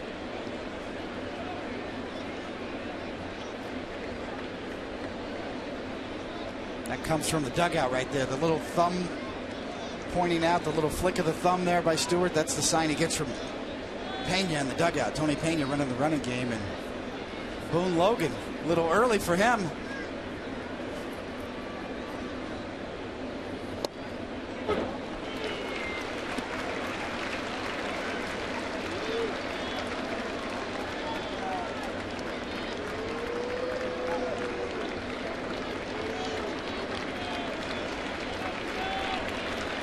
Two balls, 2 strikes, 2 outs. Yankees up 5-4, top of the 4th.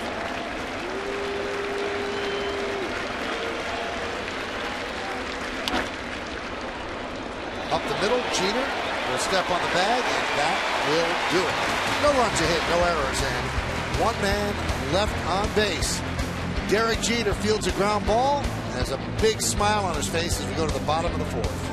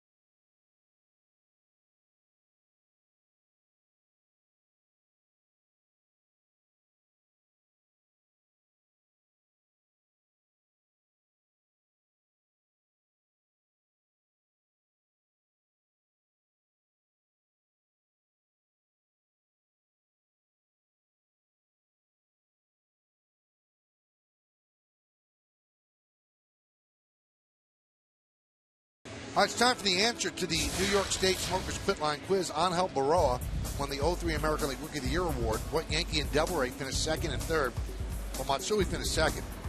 Rocco Baldelli. Let's see. Wow, we double-teamed it again. And Matsui should have won. But that was the year that they said, well, he had such a long career in Japan, he's not really a rookie. A lot of the writers felt that. But they didn't feel that way about Ichiro Suzuki when he won. So a lot of people felt that Matsui got rooked. David Adams leading it off against Moore. Moore had come into this game 48 in the third innings without allowing a home run. He's given up 2 so far. Benjamin Moore scoreboard, Yankees 5, Tampa Bay 3.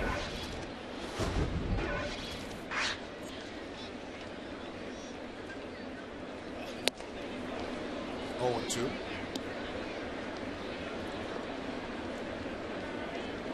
David Adams with some new life here, Michael. You know, he's got a first baseman's glove today.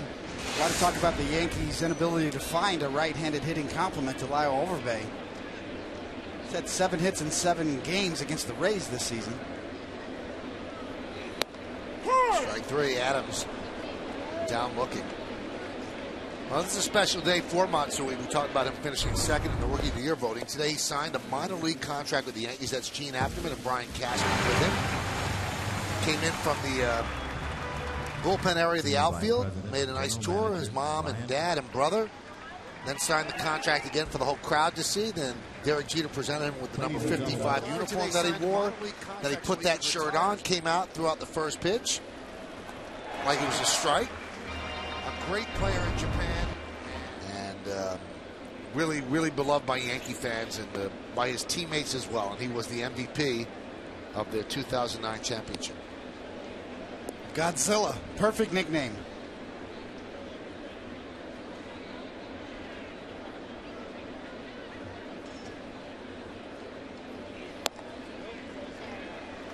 Two and 0 to Stewart.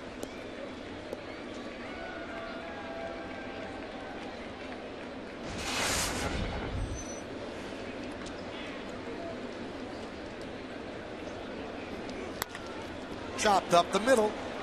Grabbed there by Johnson. And he gets Stewart for the second out.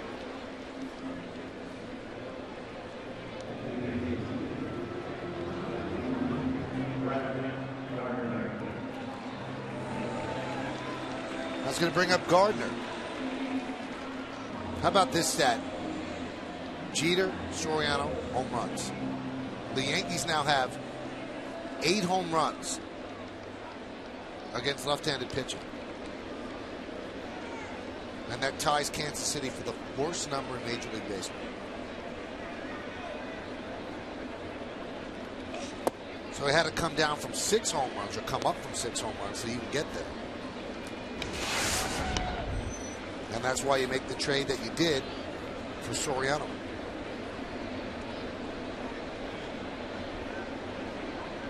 Just shows you how good the Yankee pitching has been collectively this year to keep them over 500 and still in a race.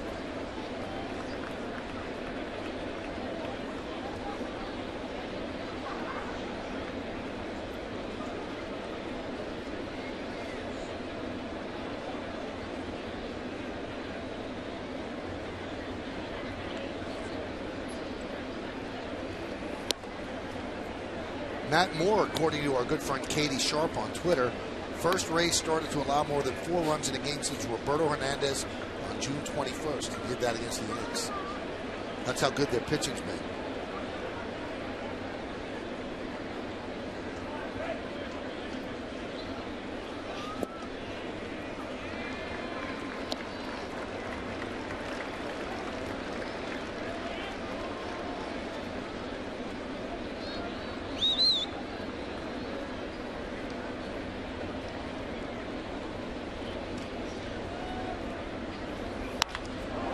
Line to right field. That ball is going to be one hop into the seats. A double for Gardner.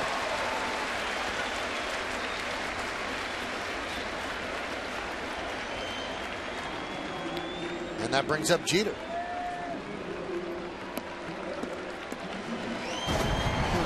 Well, the look on that little kid's face that catches this bullet tells you what you need to know. Oh, actually picks it up on the fumble. Right behind the guy who bobbled it.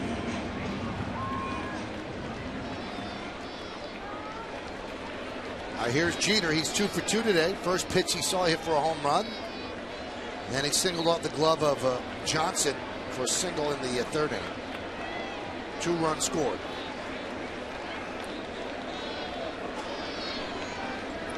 A lot of people are asking, well, when's the last time Jeter and Soriano homered in the same game? You have to go back to July 17th of 2003.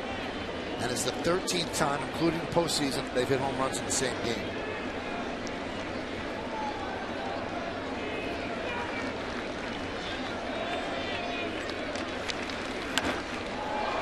Driven to right field. In the corner, Myers. It's a foul ball.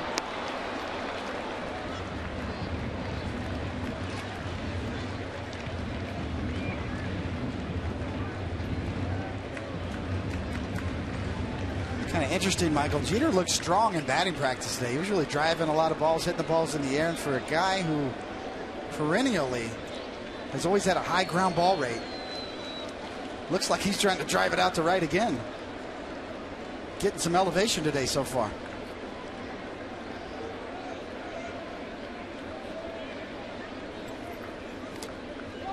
That one gets away from Lobaton as Gardner goes to third.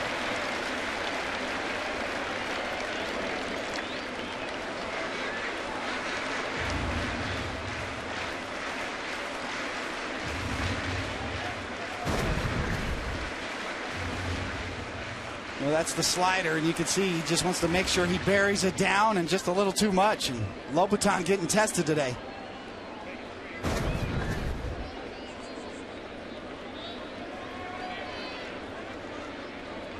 The hardest balls to block are the spinning ones, the sliders that ricochet off the chest protector and go sideways.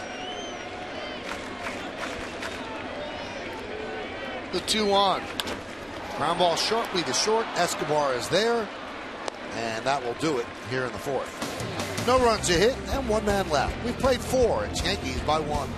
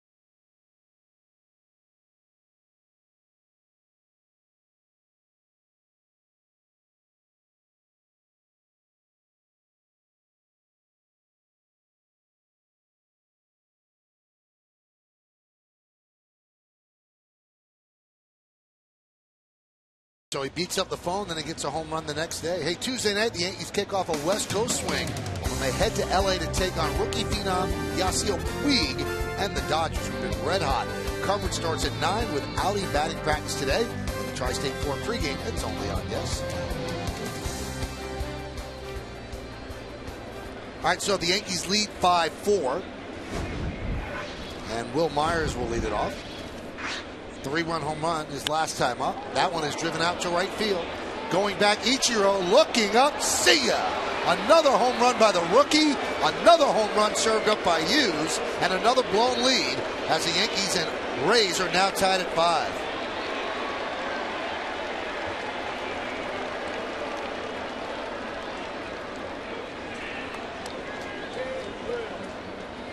David, I don't know if this is the ballpark for him. Up and out over the plate, and it shows you why Wil Myers was such a top prospect, because he can go out to left, he can go out to right, he has power to all fields.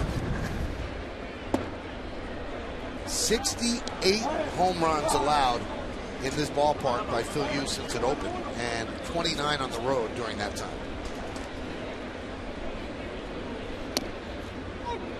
1-1 on Matt Joyce.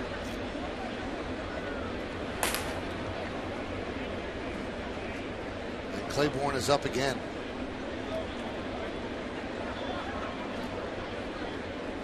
But David gave you that impressive stat earlier about when the Yankees give Hughes a 3-run lead, but it has not played out that way yet. They obviously can still win the game, so that stat could hold up, but he hasn't pitched to it though.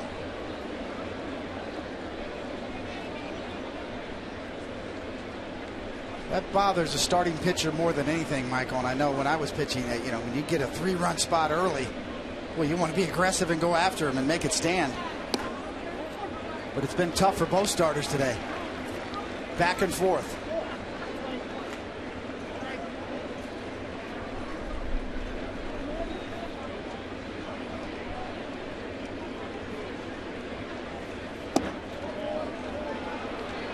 And a walk to Joyce.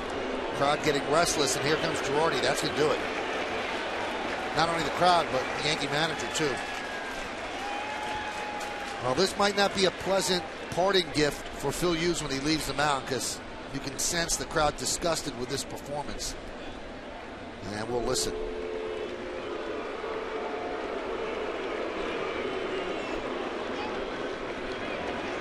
And they are not saying his last name. They are voicing displeasure.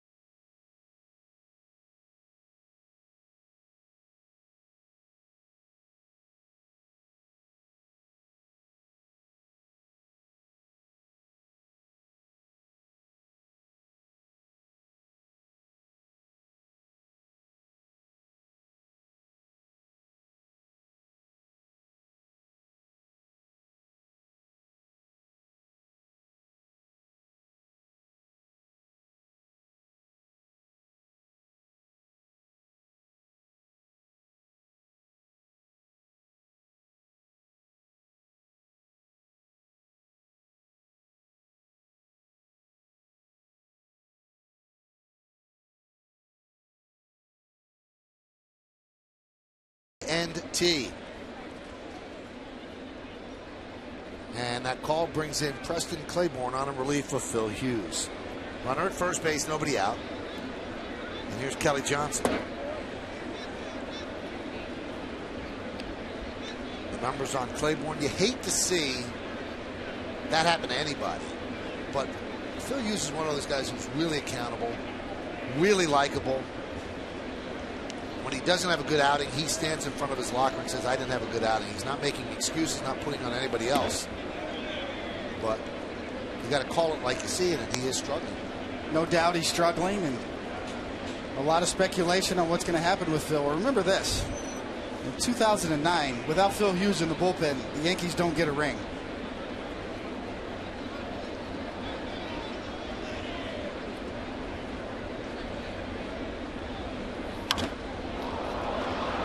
Fly ball, deep center.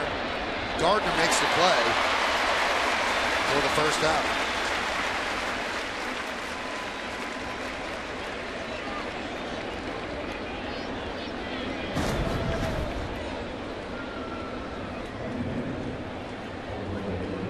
Yeah, Gardner's got the shades on.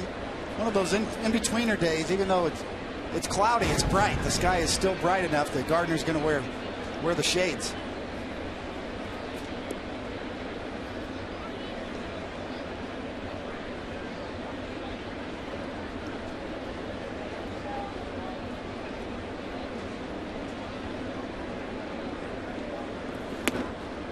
Robertone takes a strike.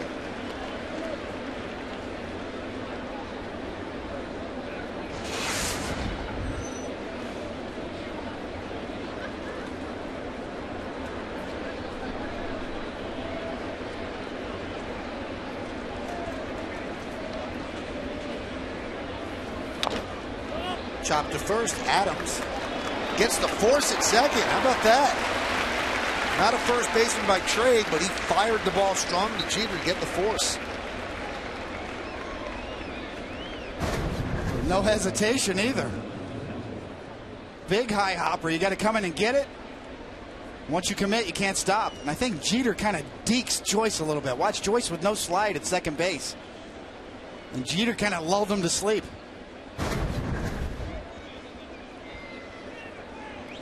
Joyce was pulling up there, Michael.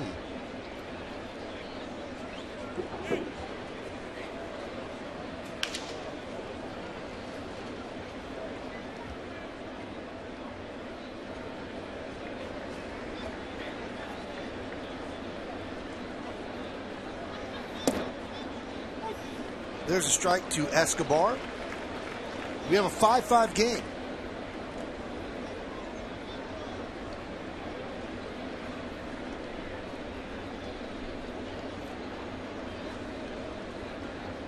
Not only multi-hit game for Myers, multi-homer game now.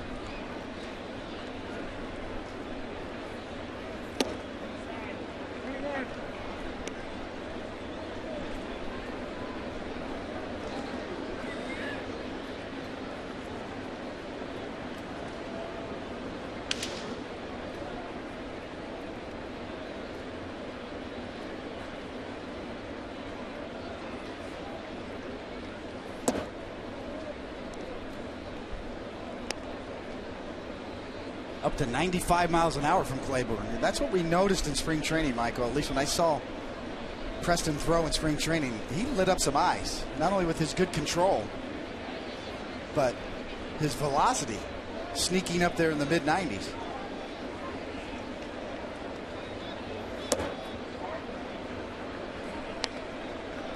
Count 3-1.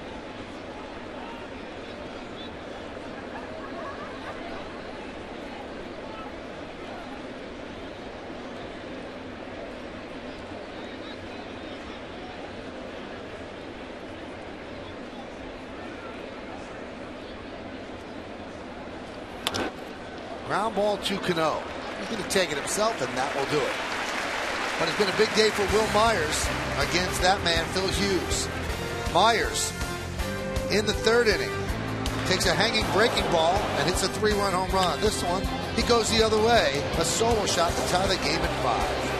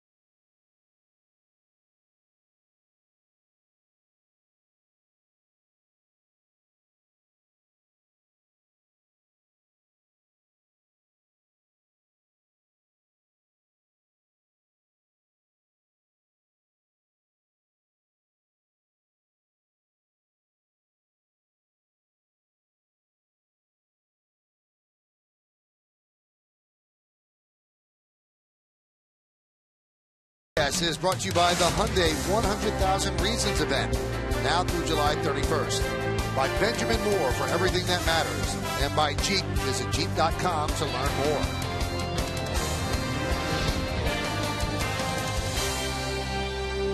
I go to the bottom of the fifth, a game that's tied 5-5, 17 hits combined, 10 runs.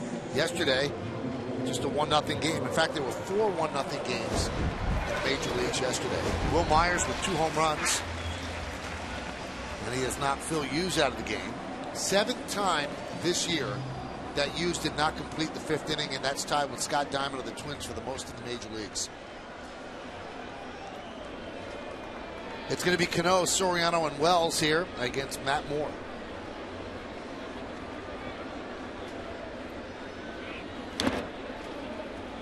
One.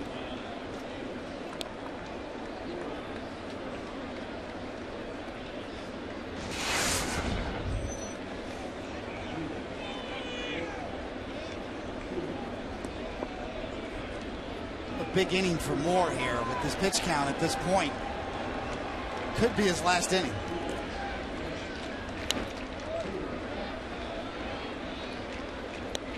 Cano, 1 for 2 today with a run scored.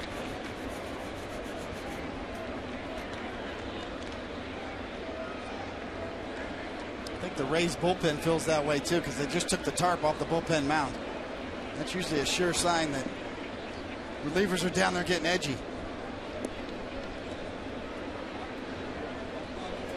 Moving around, stretching.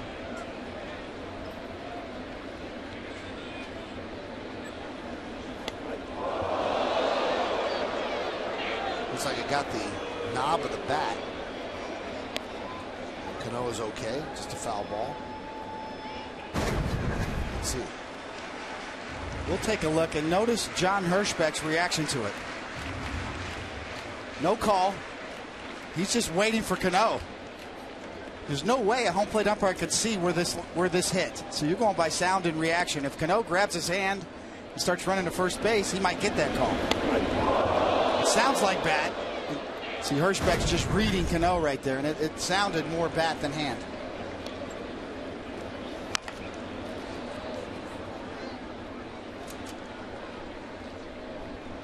Still hurts, though, when it hits the knob of the bat.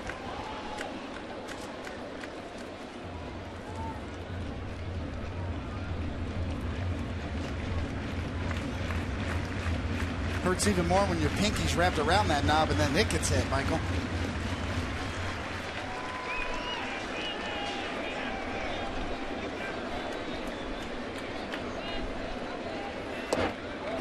Strike 3.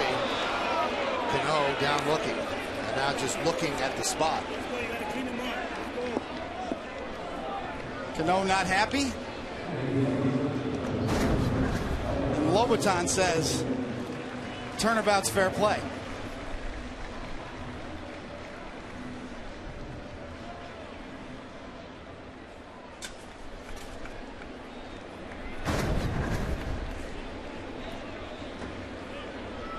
Here's Soriano, home run to right field his last time up. Now, how rare is that? We'll take a look at it. Last time he hit a home run to right field was last September 4th at Nationals Park. He's had 23 home runs since then, 15 to left and 8 to center. So he's going to have to go the other way to take advantage of that short porch, but that's not really his swing. Grounded to third. Longoria makes the play.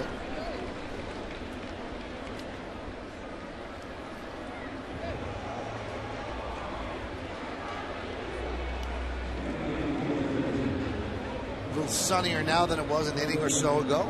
Not as cloudy and overcast. Kelly Johnson wants a pair of sunglasses now. As you see, Longoria runs over quickly to the bench to grab a couple pair of shades, and there they go. And that's the old school flip up shades.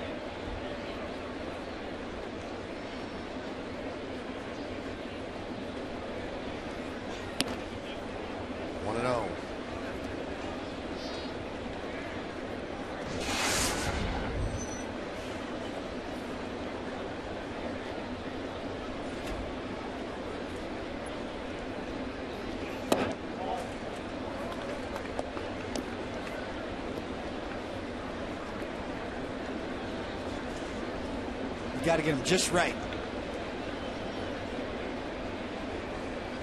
and then be able to flip him down in a hurry when the ball goes up.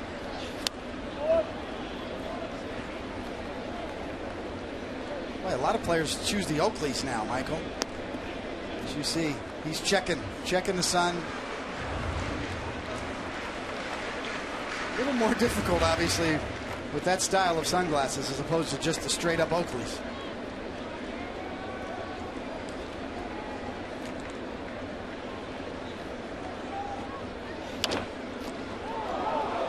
Excuse me, as Moore makes that play between the legs with his back toward home plate. So he retires the Yankees in order 1, 2, 3. We're tied at 5 as we go to the 6th.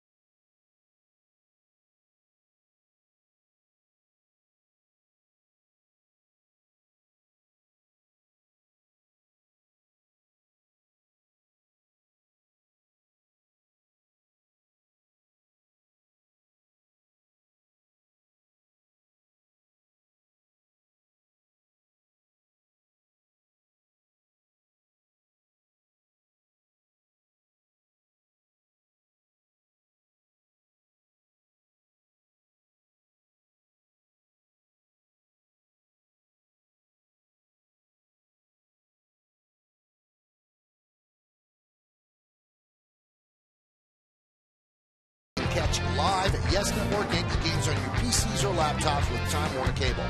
Get a full season of live Yankee games on the go for just $29.99. And if you're a Time Warner Cable customer, go to yesnetwork.com to get more information and subscribe now. We go to the 6th. Desmond Jennings leads off top of the order for the Rays. It's a 5-5 game. Yankees led 3-0. They led 5-4.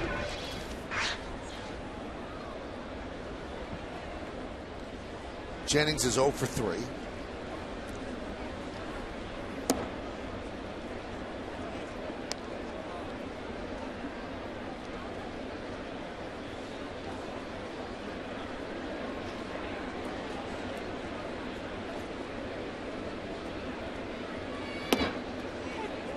Two and one.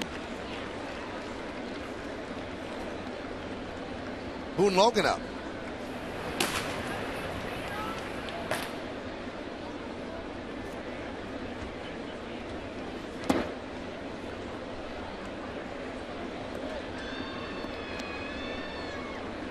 Alex Torres up.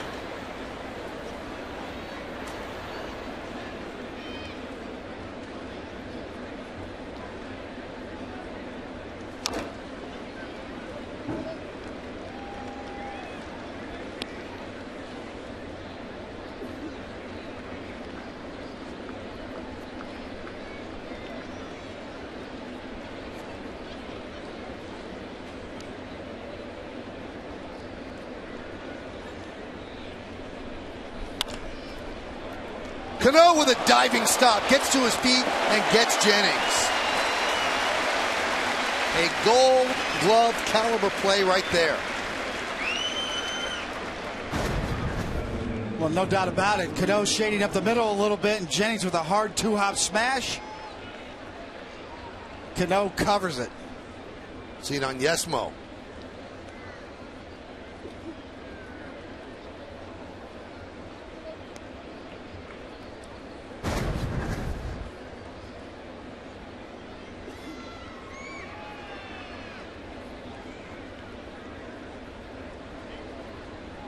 Here's Luke Scott.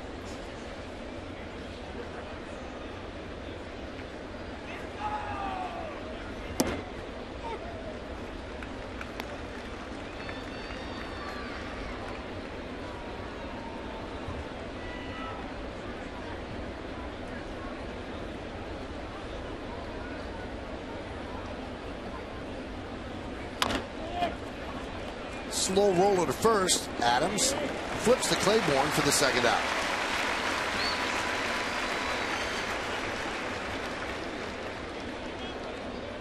A lot of good quality strikes from Claiborne. Good changeup there to get the fastball hitting Scott out in front. Emotional outing for that young man in Texas. That's where he saw his first game. Yankees against the Rangers, where his dad told him, watch how the Yankees do things. That's the way you do things. Treat people with respect. And he takes the mound in that ballpark against that team where he first got a taste of big league baseball. It was very emotional for him. It's one thing to be a strike thrower. It's another thing to throw a lot of quality strikes as well. Get the pitch in good locations in the strike zone. Longoria takes a strike. Well, he's making a case to move up to higher leverage situations next year when Mariano's no longer there. Where does Claiborne end up? Does Robertson become the closer? Does he pitch the 8th inning?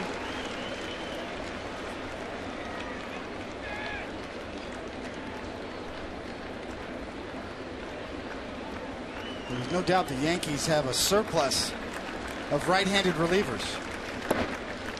Up and down the organization, that's how they got Soriano. They gave away a young right-handed reliever, or at least projected to be a reliever, to the Cubs.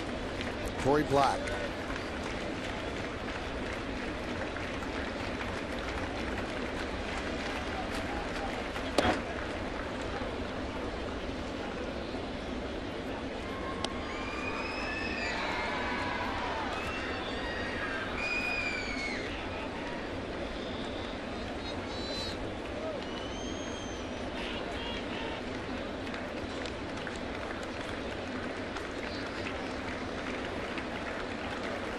Swing and a miss.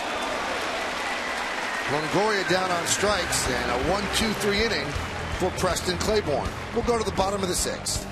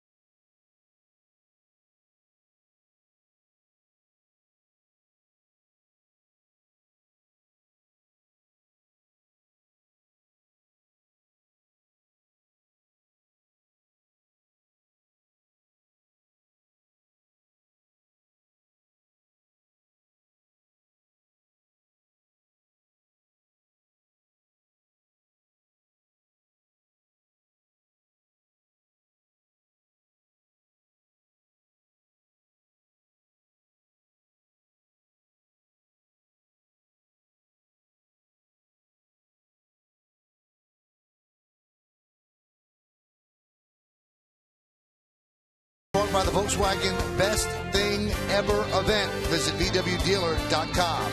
By Elysium from the director of District 9 in theaters August 9th. And by your Tri-Honda dealers. Hurry to your local Tri-Honda dealer for great deals on the 2013 models. Sunday in New York. And this game, as we go to the bottom of the 6th inning, is tied at 5. Next game the Yankees play will be Tuesday against the Dodgers in LA, and the starting pitchers in that one brought to you by Verizon Fios, making life more entertaining with America's fastest, most reliable internet that's powerful. And so is this matchup. Zach Greinke, 8-3, 3.49. Andy Pettit, has struggled of late. 7-8, 4.39. Coverage will begin at 9 p.m. on the East Coast. And first pitch right around 10:10. And I'm excited, David, on that Tuesday pregame show. I'm going to have a sit-down with Vince Scully. Whoa. Really pumped up about that. Doesn't get any better than that.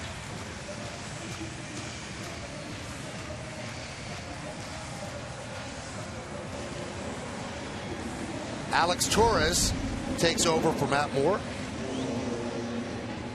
Going to be a Fordham University question in there, Michael? I'm not sure. I mean, just because he went to Fordham, I have no right to even ask him that. I mean, I'm not on his level. But I will ask him some question. I'm really looking forward to it. That's the gold standard in this industry. So Matt Moore lasted 5. He will not pick up his 15th win.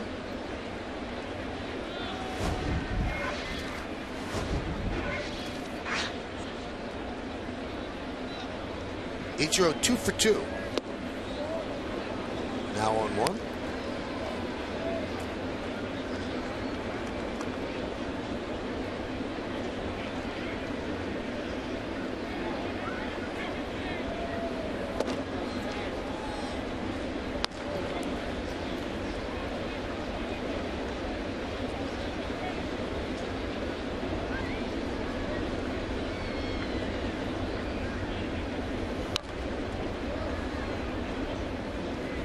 And the count 1-2.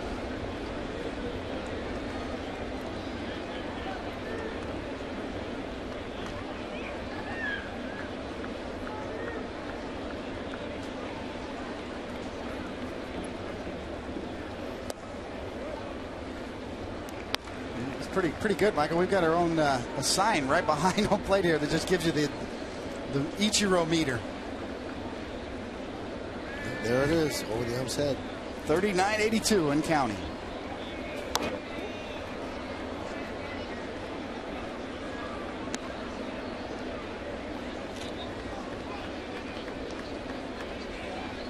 Yeah, that guy's got a little television background, Michael. He knows exactly when to hold that sign up.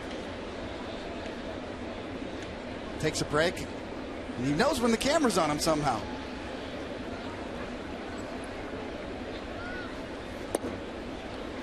Back down.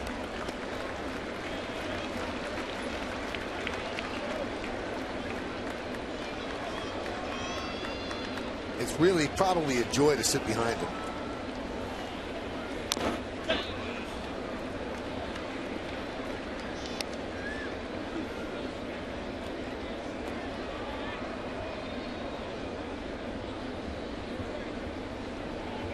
I wonder if he'll travel on the West Coast with the team.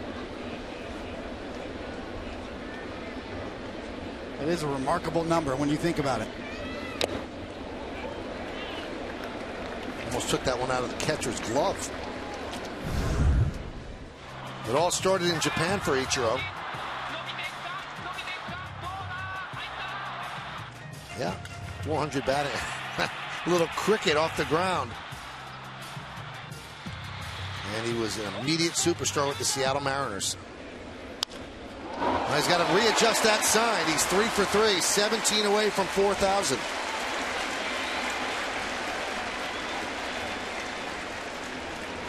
Three hits against lefties.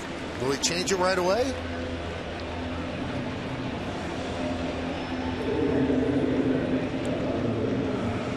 Pull it down. There goes a 2. Pull it down.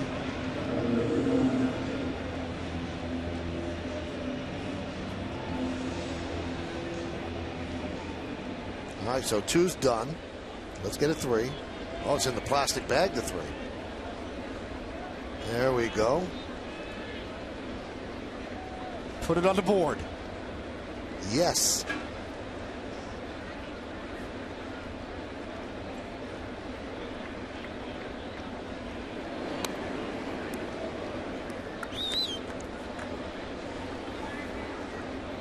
There it is. There's a new number.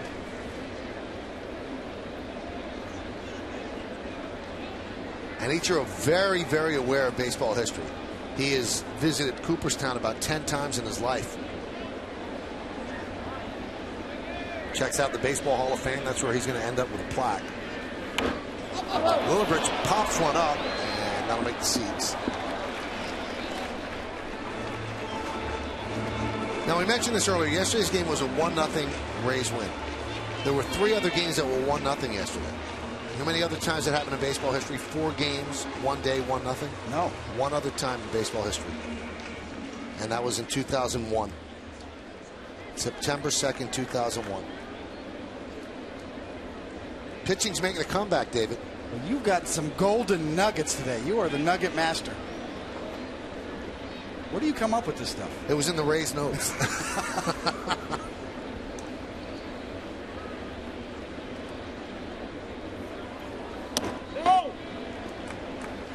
Lillibridge looking to bunt Ichiro over.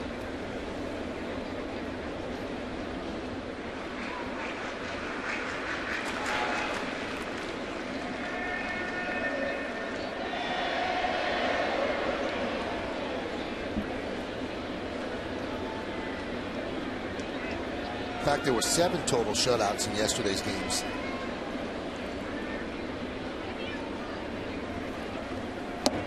You'd really impress me if you could give me a little details on that little stat you just gave. When was that? September what? 2nd? September 2nd, 2001. Think you know anybody who pitched in one of those games? Well, I guess you could have. Let's see. Yankees against Boston. Was that you when you pitched for the Red Sox? Yes, it was. Mariners, Baltimore, Astros, Milwaukee, Padres, Arizona. Was that the game against Messina? Yes, it was. 1 pitch away from a perfect game. Carl Everett. 0-2, 2 outs in the 9th inning. 26 retired. Little duck snort. Shallow left center. Cost him his perfect game. And do you remember how you gave up the run? I gave it up in the 9th inning as well. I think it was an error in the 9th inning, or I gave up a double down the line off of Enrique Wilson. Enrique Wilson was a utility player for the Yankees in that particular year. The interesting part of that game, Michael, was that it was a shutout. Messina and I were shut out through 8th, and I went out for the 9th, and I gave up a run and set the stage for him to throw the perfect game. Because if you remember, Pedro Martinez threw a perfect game through 9, and it was 0-0, and it doesn't count. Perfect game only counts if you win the game, if you have a run to work with.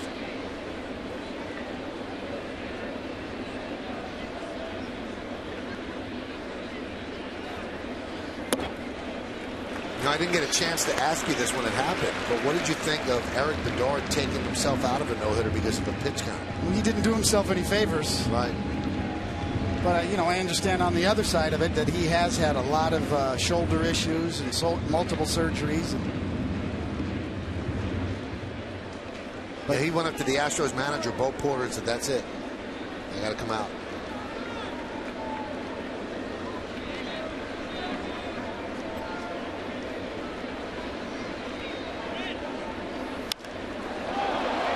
Fly ball right field. Myers makes the play, so Lillibridge couldn't get the bunt down and doesn't get Ichiro over. Wow, look at this. They dug up the video. Nasty knuckle curve. And there's the 0-2 fastball. And the duck snort. Crusher for Mike Messina.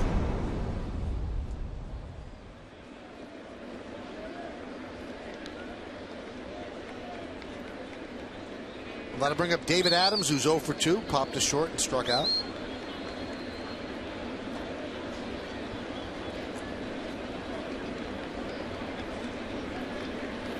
Can you imagine that, though, if he had completed that? And 3 Yankees in 4 years would have spun perfect games. Exactly. I was the last one to throw a perfect game, and we see it would have been the opposing pitcher in the next one. Or potentially blocked him. Had I had thrown a shutout in the 9th, if I would have thrown a goose egg in the 9th, he would have had to go back out for the 10th. Much like Pedro Martinez when he was a Dodger.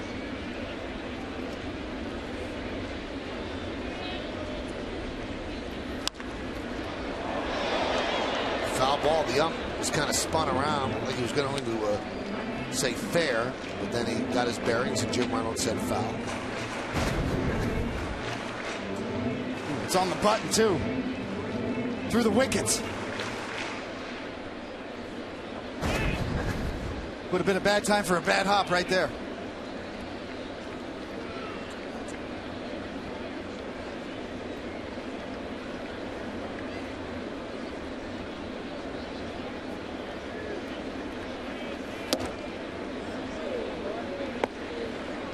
Count 1-2.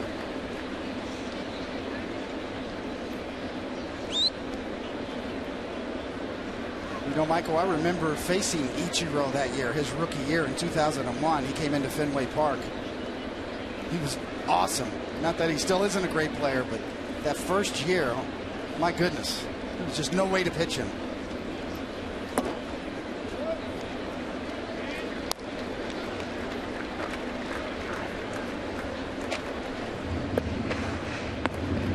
Nobody had ever seen anything like him before. At least not over here in our game.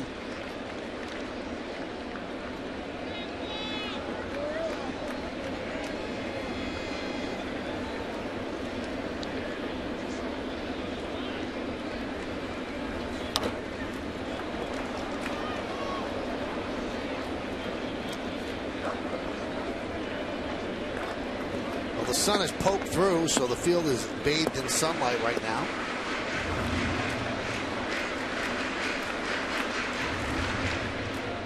The lines are identical. Rays 5 runs on 9 hits, no errors, and the Yankees the same deal, 5-9-0.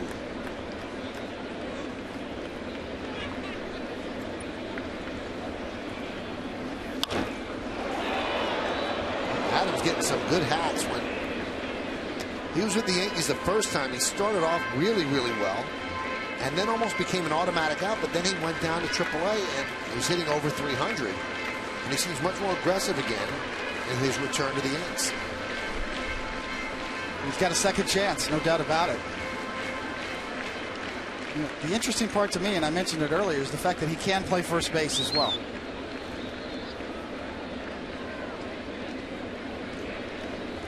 Play second base, third base, you know. Versatility is so important in today's game. Swings and misses down on strikes.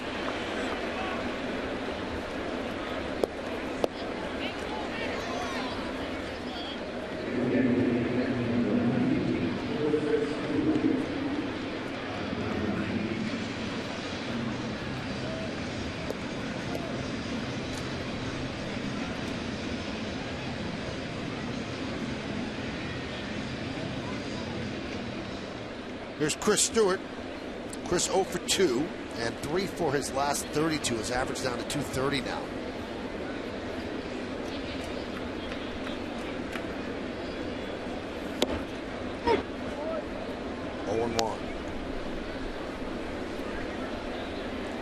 If you just joined us, first inning, second batter for the Yankees, Derek Jeter. First pitch, he hits a home run.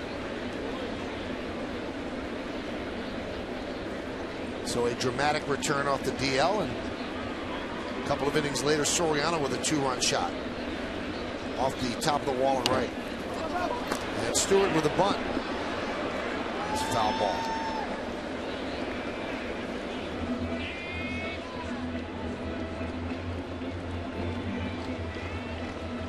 Michael, you know, we talk a lot about numbers and, you know, small sample sizes, large sample sizes, but what this guy on the mound is doing right now, Alex Torres, is remarkable. You know, came in with an 0.30 ERA. He's given up 1 run, 8 hits and 11 walks, 37 strikeouts in 30 1/3 innings. 1 run so far this year. Small sample size, but you give up 1 run in over 30 innings, I don't care. That's getting it done.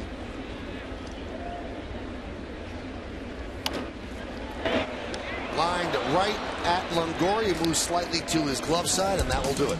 So the leadoff single by Ichiro is wasted. We're going to the 7th. We're tied at 5.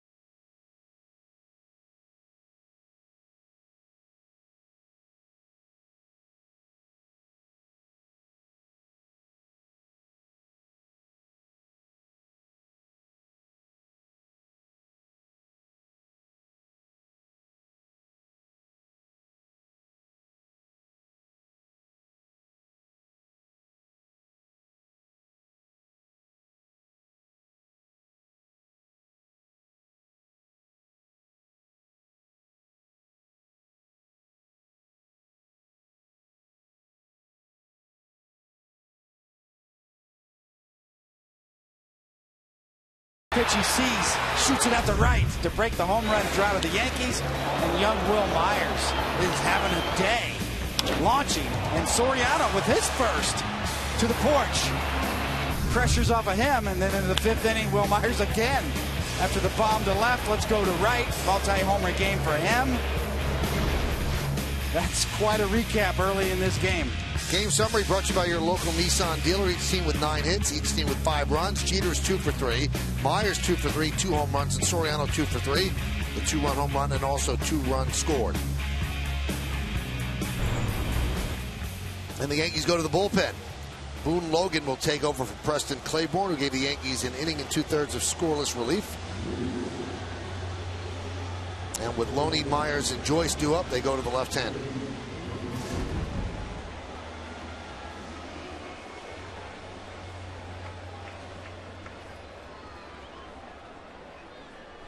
Cadillac scoreboard 5-5.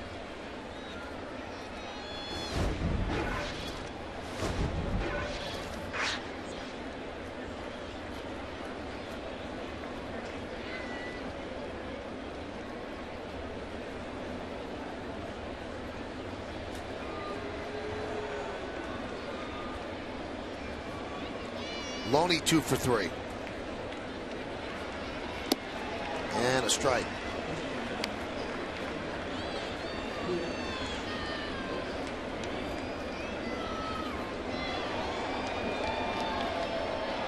Boone Logan taking over for Preston Claiborne, who sort of restored order to this game on the Yankee side of the ledger.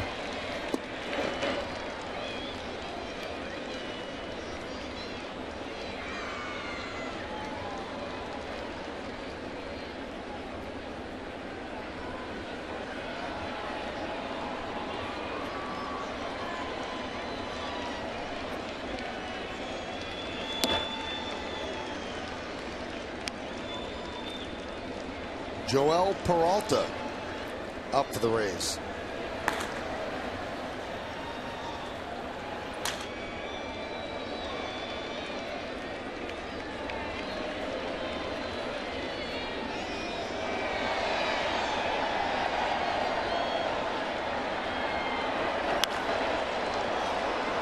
Fly ball left center, long run for Gardner, but he'll make the play.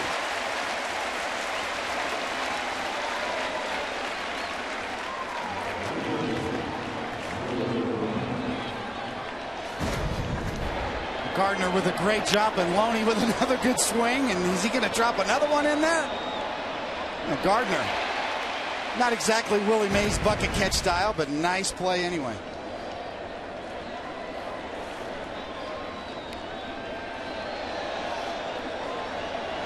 That's going to bring up Wil Myers.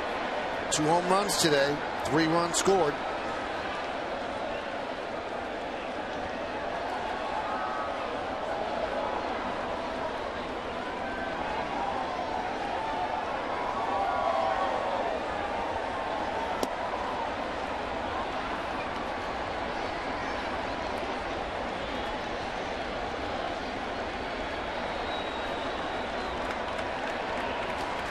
Sean Kelly up.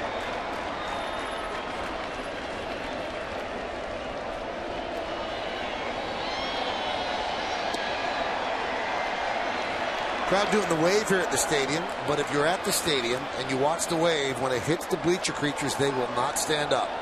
They do not approve of the wave. If you follow it around the right field, that's the one area that will not stand up. I've talked to the guys out there. The wave sickens them. Here we go.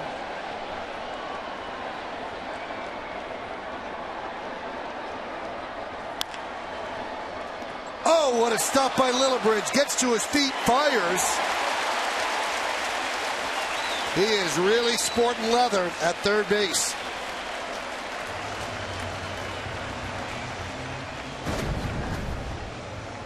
These are hard hit balls. High degree of difficulty. And he's making it look easy.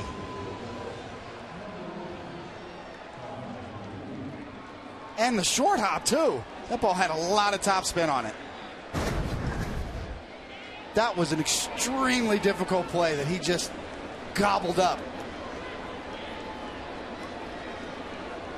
We had to show you the play, but take our word for it, the bleacher creatures did not stand up. And now the wave has stopped here at the stadium. Pinch hitter is Sean Rodriguez, pinch hitting for Matt Joyce.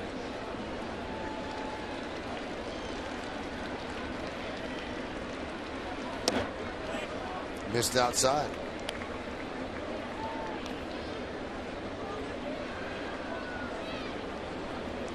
I guess we have the rest of the story on Lillibridge now, Michael. You remember, we talked about when he was the White Sox right fielder a few years ago, and he made those 2 plays at the end of the game to rob the Yankees of a win.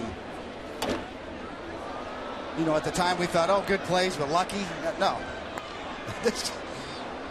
He's the real deal on defense.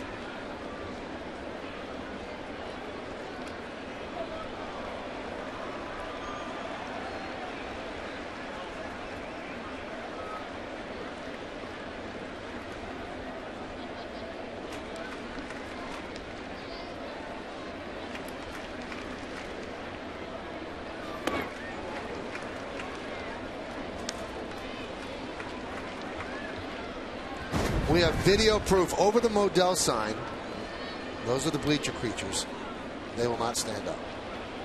And the rest of the bleachers do, but not the creatures.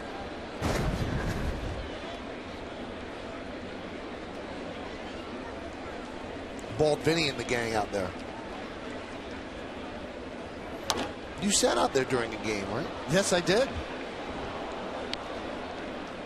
Opening day, 2002. Starved for attention, Michael. It's my first year out of the game. I went out there and sat. Please look at me. No, it was fun. I went out there to pay respect to the bleacher creatures.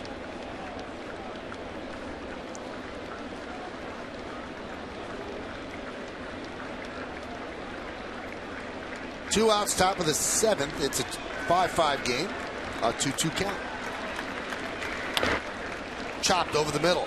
Cano gets Rodriguez, and a nice performance by Boone Logan as he retires the Rays in order. The end of 6.5. It's time for the 7th inning stretch here at Yankee Stadium.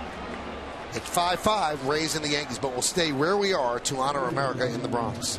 Rise and remove your caps. And please direct your attention to the area behind home plate and welcome 2 honored guests of the New York Yankees. United States Marine Corps Corporal Mike Son, who served in the global war on terrorism, and United States Marine Corps Sergeant Dana Cunningham, who served in Operation Enduring Freedom. The Yankees say thank you for your sacrifice and service to our nation. Now, ladies and gentlemen, please join in Kate Smith's rendition of God Bless America.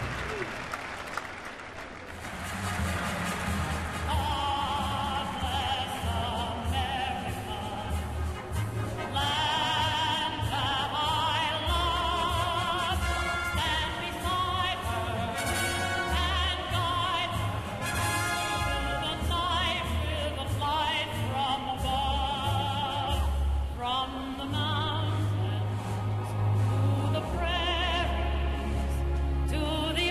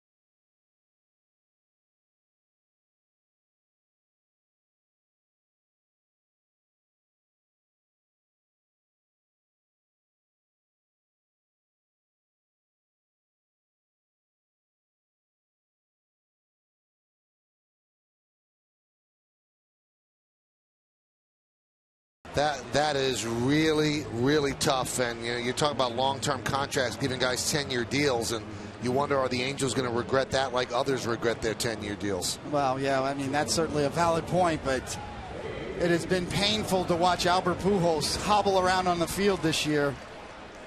The last time we saw such a great player hobble around like that was probably Mickey Mantle at the end of his career. I think he has 8 more years left on his deal, too.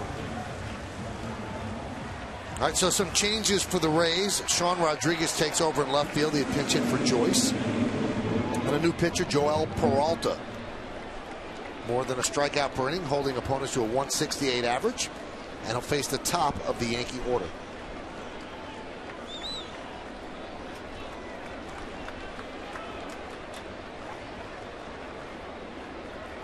Here's Gardner. I mean, you make a move like this, you've got to be telling us that Alex Torres can only give you 1 inning. You see the Cadillac scoreboard 5-5 because you have Gardner and Cano coming out this inning. So they go to the right-hander.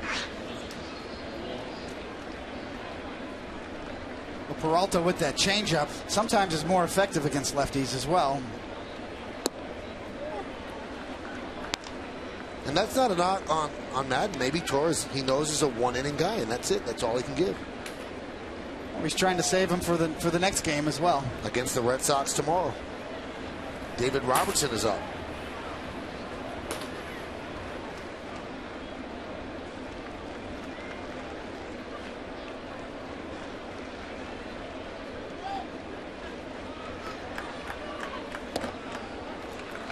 Count 2-1. Gardner doubled to right field his last time up. He has a 5-game hitting streak.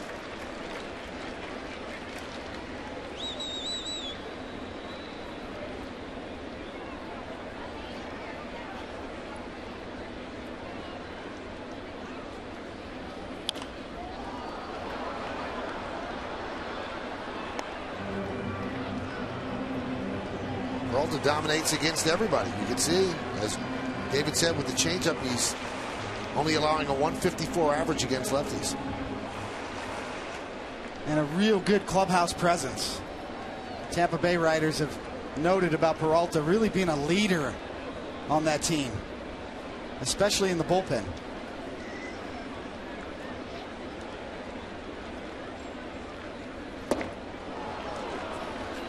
There's that pitch, and Gardner goes down on strikes.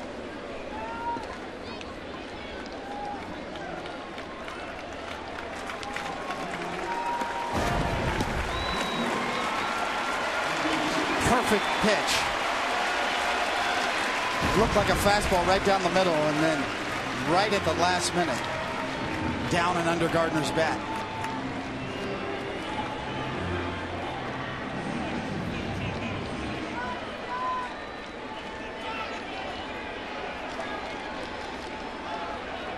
And here's Jeter.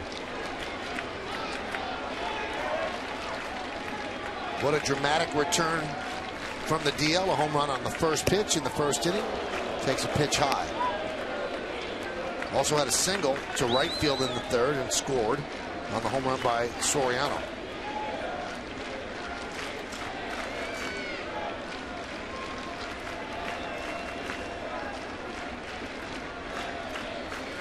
Boy, Desmond Jennings in center, really shallow and shaded way over in the gap to right center.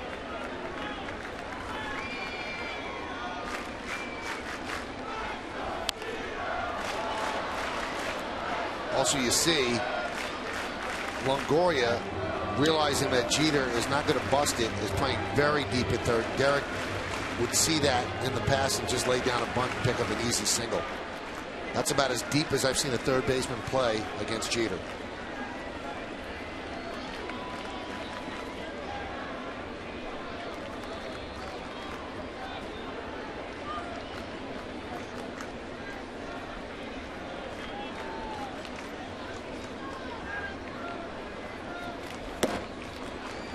Two and one.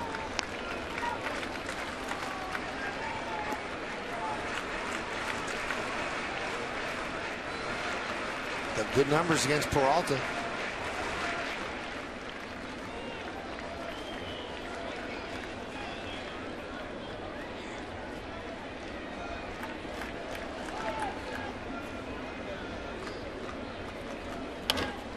Ground ball is short, backhanded by Escobar.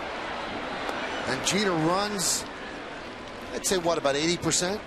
Doesn't really want to bust it, and he gets thrown out for the second out. And that's per orders of the Yankees.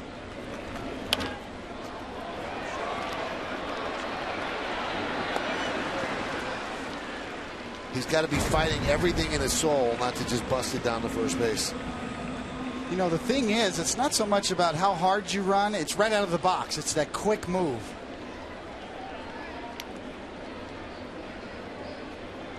The quick change of directions out of the box is where the most stress comes on your legs.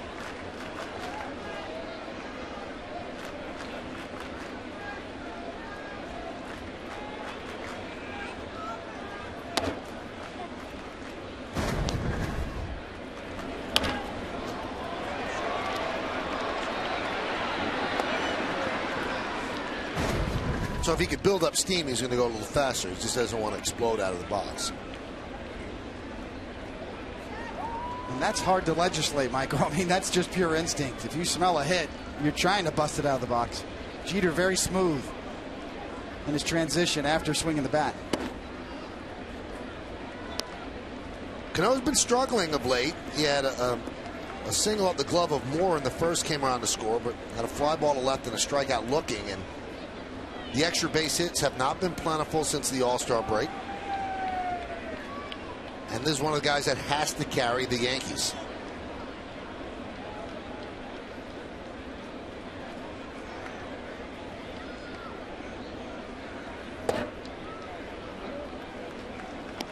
Two and one.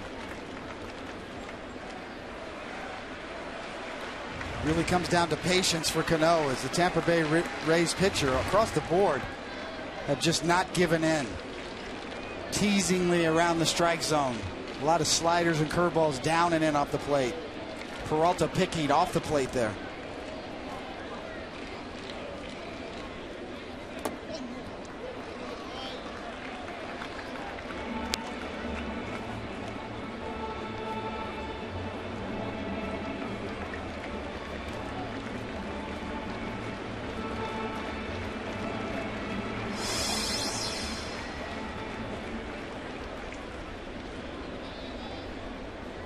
I would expect Peralta here on a 3-1 pitch to probably do the same thing. Maybe a changeup down. Certainly not give Cano anything to hit out over the plate. Peralta shaking to get to the changeup.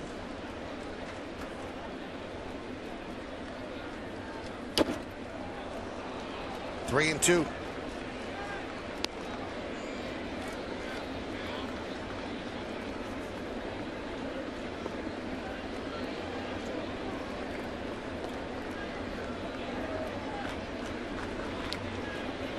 What does he go with now? He's got Soriano on deck. He agrees. One for the fastball, the payoff. And it was high. So a walk to Cano. He does show patience and passes the baton now to Soriano.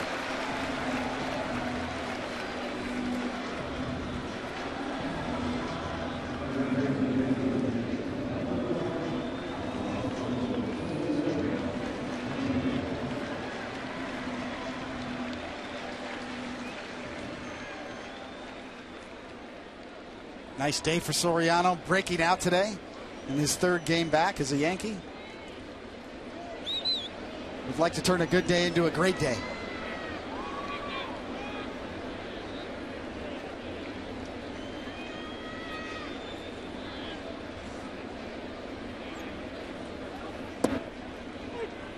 There's the strike.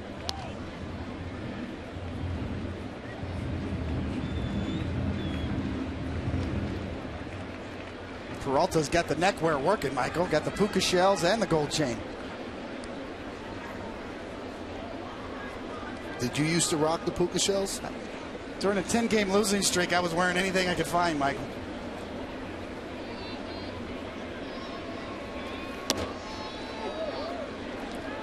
Count 0-2.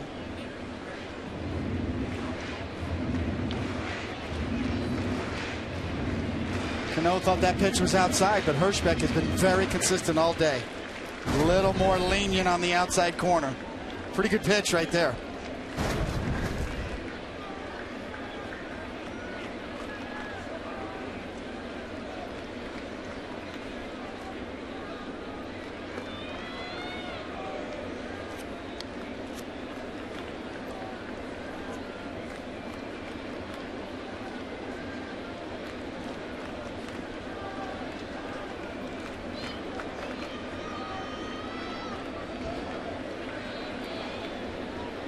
Couple of birds taking a lead with Cano at first.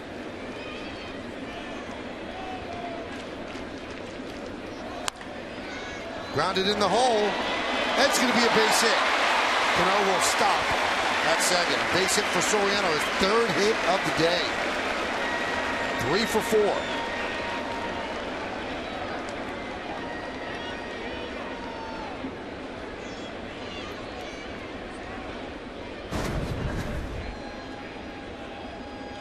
Yeah, you see Soriano out in front, but strong enough to get this in the hole, as it takes 4 or 5 hops before it gets through.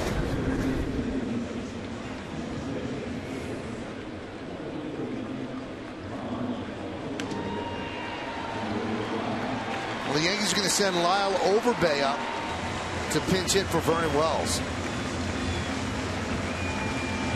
And on the day they honored Hideki Matsui, the guy wearing Matsui's number comes up in a big spot.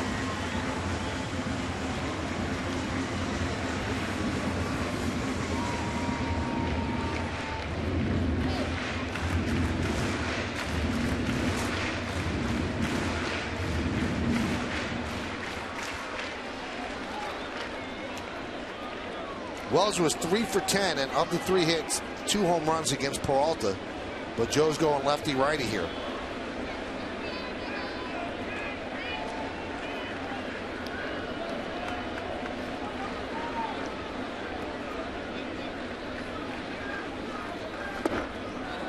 Oh, 0-1.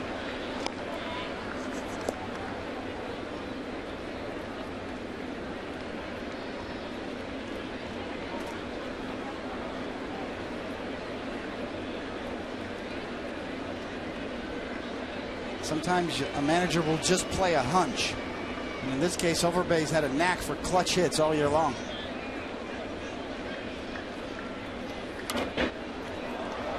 Oh, 2.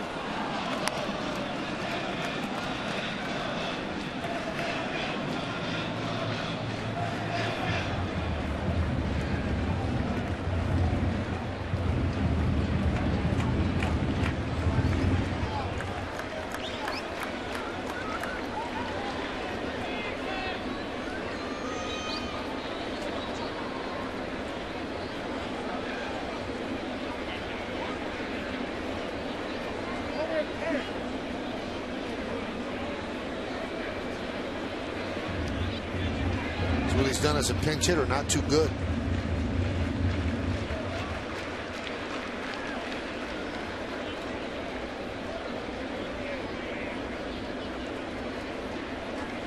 First and second, 2 outs. 5-5 game, bottom of the 7th.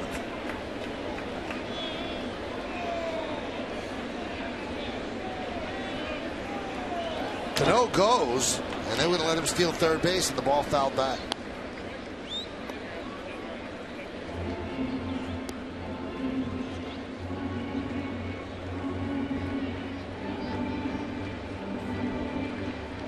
With 2 outs, that's just clearly a case of, if you're going to give it to me, I'm going to take it. Obviously, you better be sure.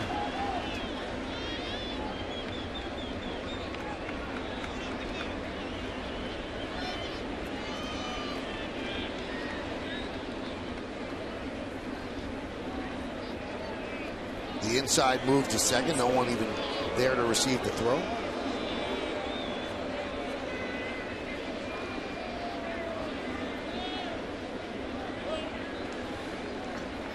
Cano joking with Escobar.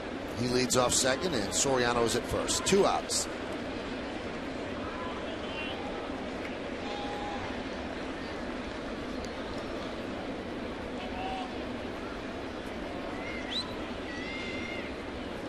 the pitch.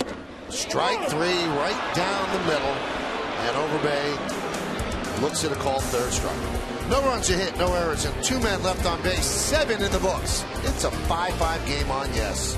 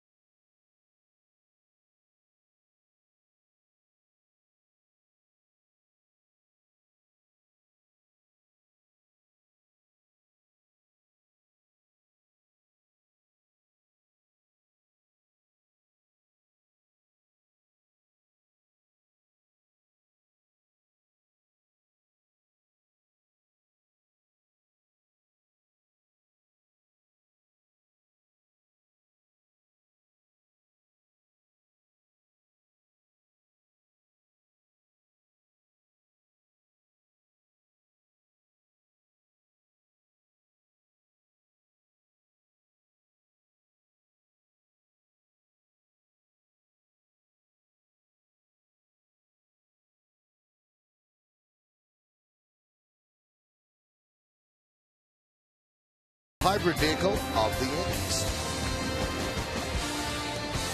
Well, Overbay looked as if he was looking for a changeup, got a fastball down the middle, and he's down on the third strike. There's a shot of the Mohegan Sun Sports Bar situated in center field. The Mohegan Sun Sports Bar is a great place to gather and enjoy the game. And a new pitcher for the Yankees, it's David Robertson.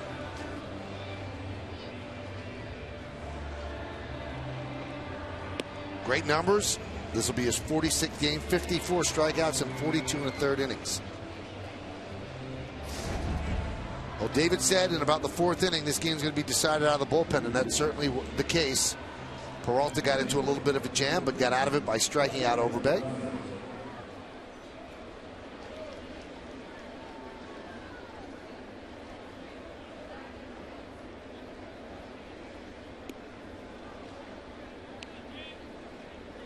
Bottom third of the order for Tampa Bay, Kelly Johnson, Jose Lobaton, and Yunel Escobar against Robertson. Hyundai scoreboard 5-5. Yankees have out-hit Tampa Bay 10-9.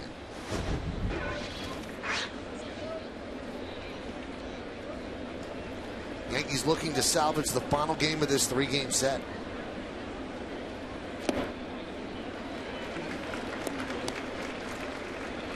Hard throwing lefty Jake McGee up for the Rays.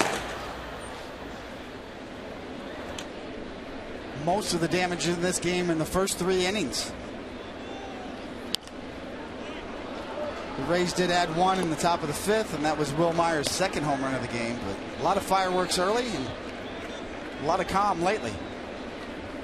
Settled into a 5-5 showdown at this point between the bullpens.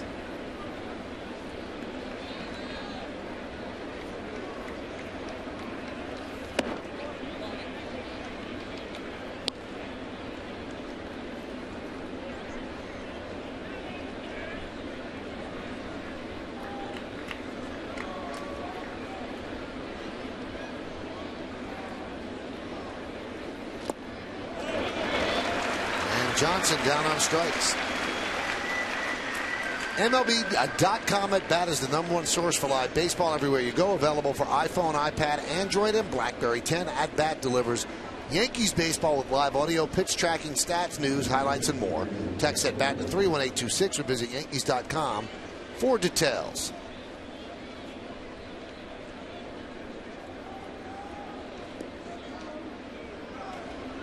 Here's Lobaton.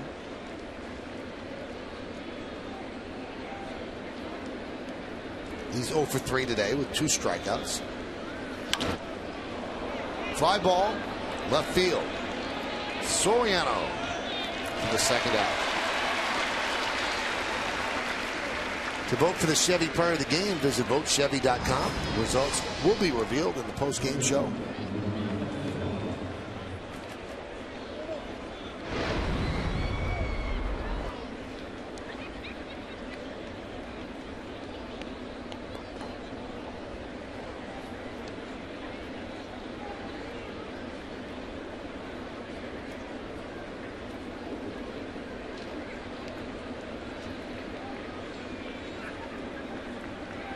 Here's Yunel Escobar. And Robertson deals. That's right. As great as Robertson has been, one thing that he wants to work on is pitch economy. He doesn't want to come in after throw 25 to 30 pitches every single inning, because if you're going to be a closer, that stops you from working a couple of days in a row. But I guess it's one of the negatives on striking a lot of people out. That's part of it, but you know, he has adjusted, and his adjustment has been that last pitch you just saw. He's throwing many more curveballs, and he's got a really good one too. It's just hard sometimes to get that pitch working when you're only a 1-inning guy.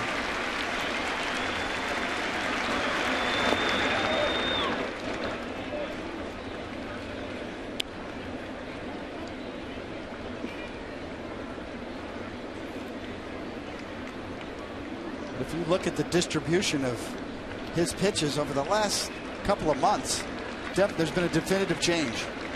Much higher percentage of curveballs mixed in with that good cutting fastball. Ground ball and past a diving Cano into right field.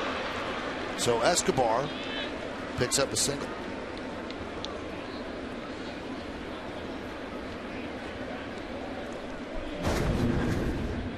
See Robbie right here. If he sees this off the bat, boy, he got caught going the other way just a little bit. You know, a lot of times second basemen or infielders will try to keep a little movement going when the pitch is on the way, and Cano got caught a little bit on his right foot leaning up the middle and got a late break on that ball.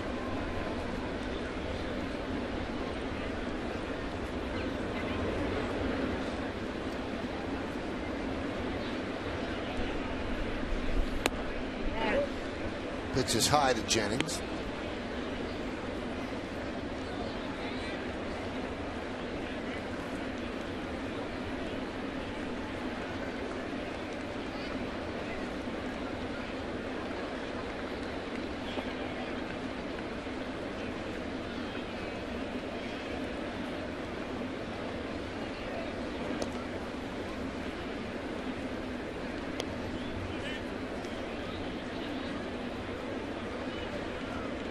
Michael, I've talked about Desmond Jennings in the leadoff hole for the Rays. You know, the last piece of the puzzle is his ability to handle right-handed pitching. Been phenomenal against left-handed pitching this year, hitting .339 coming into this game. Against right-handers, just .233.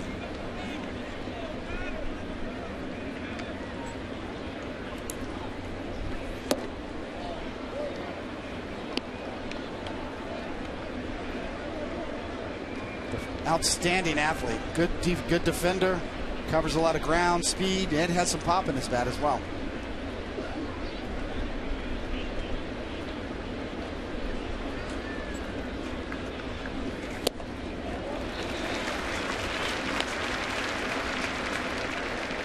Kind of reminds me a little bit of Austin Jackson, the former Yankee farmhand that was traded to the Tigers. It took him a couple of years, you know, and a lot of strikeouts early in his career, and he's really improved. And part of that is being able to handle right-handed pitching.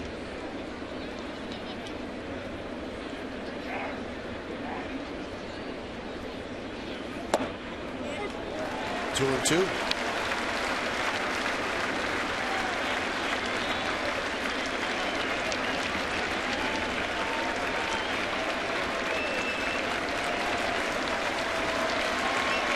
And with that being said, Robinson has the option to drop a curveball on him right here.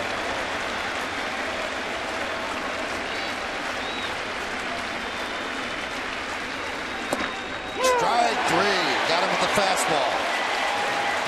And that'll do it here in the 8th. No runs a hit, no errors, 1 man left. We go to the bottom of the 8th inning. We are all tied at 5 on yes.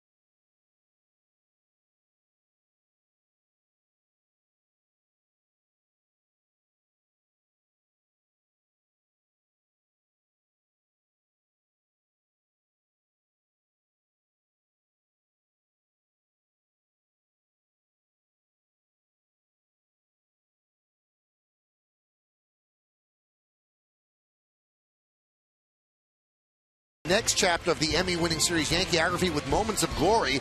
And on the next episode, get the inside story of Tino Martinez's memorable grand slam in Game 1 of the 1998 World Series. And Chevy presents Yankeeography Moments of Glory Tuesday at 8:30, only on Yes. And that leads us into a somewhat disturbing story to report. Clark Spencer, who is a writer for the Miami Herald, has tweeted out that Tino Martinez, who's the hitting coach for the Marlins, has resigned. He's been on the hot seat over player allegations of verbal and physical abuse. And reading a story in the Herald, supposedly rookie second baseman Derek Dietrich, who has since been sent to the minors, alleged that Martinez, quote, erupted in anger unjustly and grabbed him by his neck and neck chain.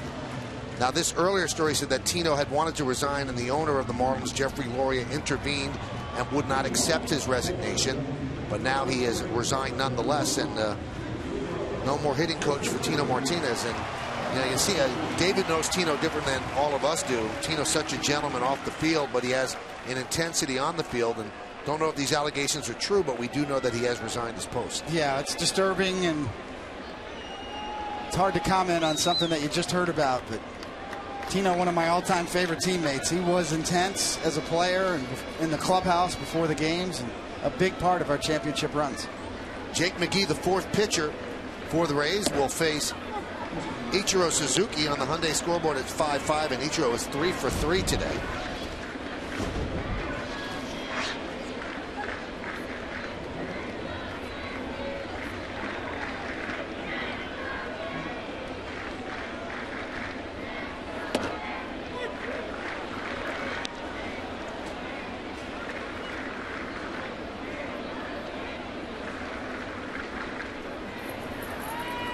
Soriano gets up. No save situations if you're tied after 8 at home, so that's when you use him at the top of the ninth.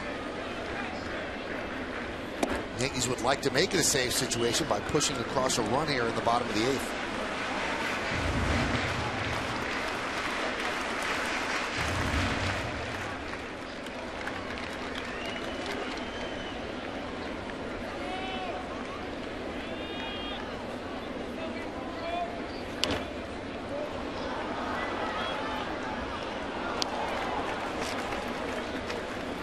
Well, let's see who else they have in the bullpen. They're in pretty good shape. They have Ramos remaining from the left side, and then Jamie Wright, Kyle Farnsworth, and the closer, Fernando Rodney.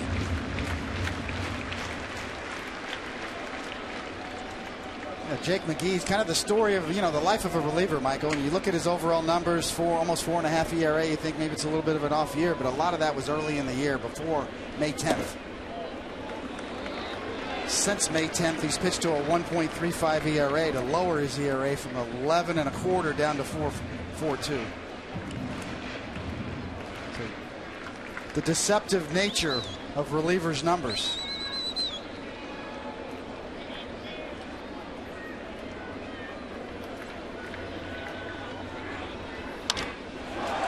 How about that day for Ichiro? He is 4 for 4. And now 16 hits away from 4,000 combined in Japan and the majors. That sign's getting a lot of action today. I wonder if they brought enough numbers today. On the button. Right back up the box. That's what you're seeing. McGee with a flailing of the glove. No chance. And David, now all 4 of those hits against lefties, and he came into this game with a lifetime batting average of .330 against lefties.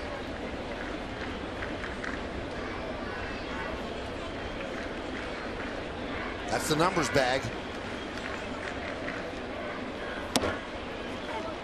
Now this is what happened in the 6th. Ichiro singled and Lillibridge tried to bunt, couldn't get it down, then hit a fly ball to right. Do they have the 4 in there? There we go. There's the 4.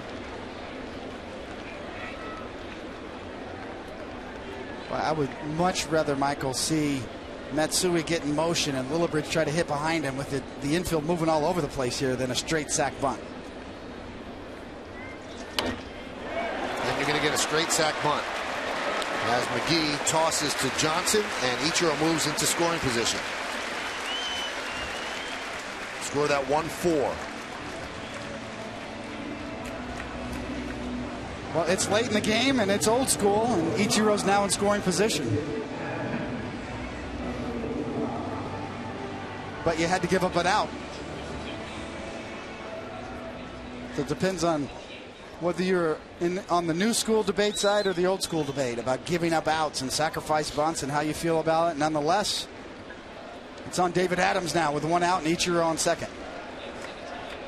And the thing that's tough about sacrificing Ichiro to second, you don't have 2 great hitters behind him. You have your 8-9 batters, Adams and Stewart.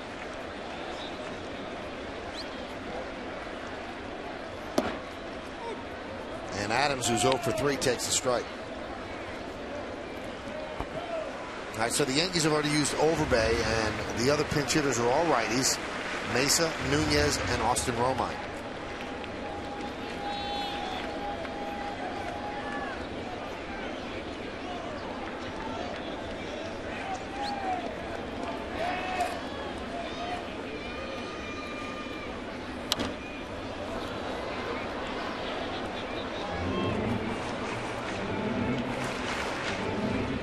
So Ichiro now has picked up his 50th 4-hit game.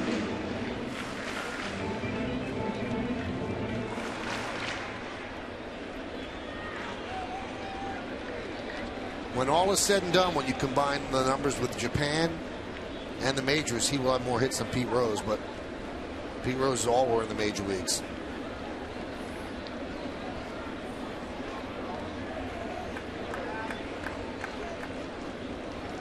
Pete Rose played till he was, what, 44 years old?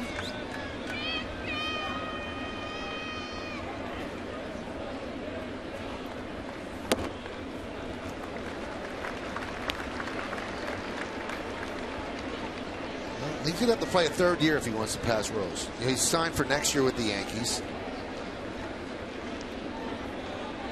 So if he wants to get by Rose, he's going to have to play another year than he has on his contract.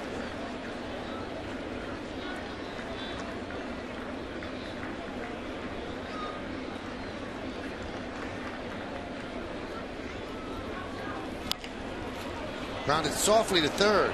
Longoria gets Adams for the 2nd out.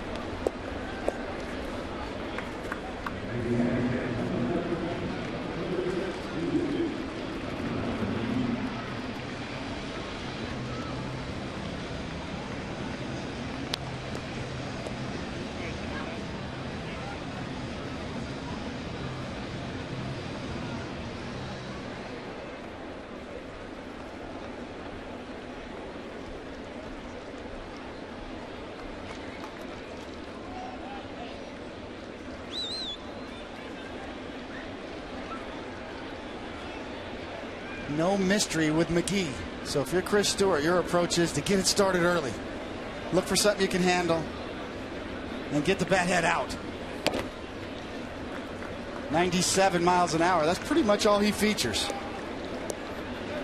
But the question is if it's up the ladder or not, because in baseball, the hardest pitch to hit is still the high, hard one. So that's the case with McGee, more up and down than side to side.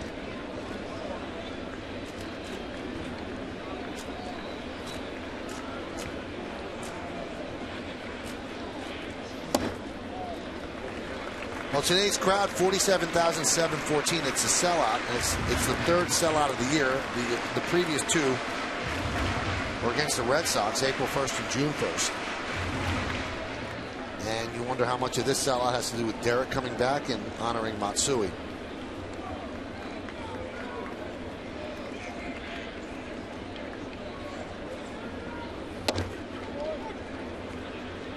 And so, David, Rose is 4,256. That's his total. So right now, Ichiro's total is 3,986. What do you think? He's going to need more time. You're right. But 84. I'm sorry. He's 16 away.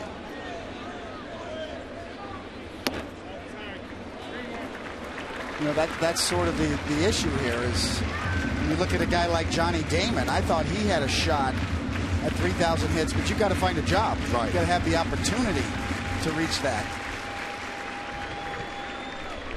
But Pete Rose grinded it out at a much more advanced age than Ichiro.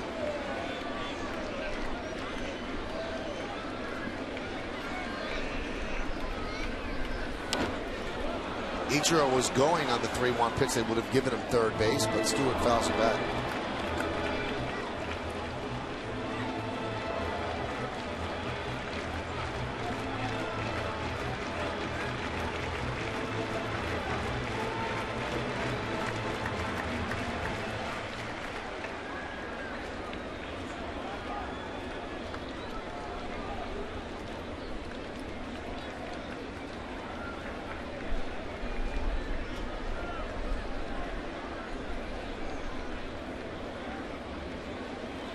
And he chases a 97-mile-an-hour fastball, and Ichiro Suzuki is stranded at second. We're going to the ninth inning. 5-5. Time for Mo.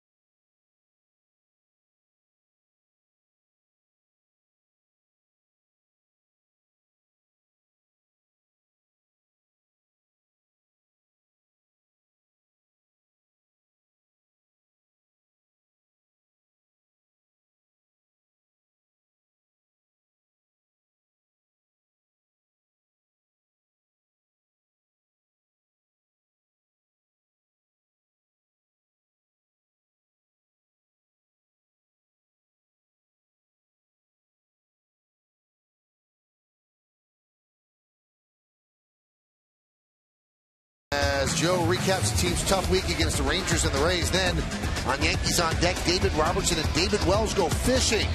It's all coming up later after the postgame, only on Guess. Have you ever been fishing with David Wells? I have not. I've been with David Wells a lot. But not fishing. Not fishing for fish. We go to the 9th inning, and the Yankees turn it over to Mariano, 5th pitcher used by Joe Girardi. The numbers speak for themselves, so that's what I will let happen. They'll face 2, 3, and 4 in the Rays order. Now, 5 runs seems to be a magic number for the Yankees. Coming into last Sunday, the Yankees were 32-1 in games when they scored 5 or more runs. But the last 2 times they scored 5 runs, they still lost. They lost to the Red Sox on Sunday in the extra inning game, and Friday they scored more than 5. They scored 6. But those were tack-on runs in the 9th inning when they were really out of it. They made a spirited run, but they didn't complete the comeback. Now it's 5-5. So Mo comes in and tie game at home.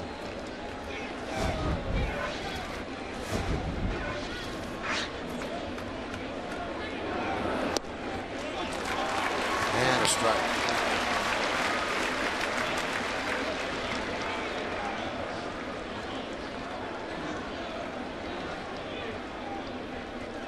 The bleacher creatures right on cue with the Mariano chant.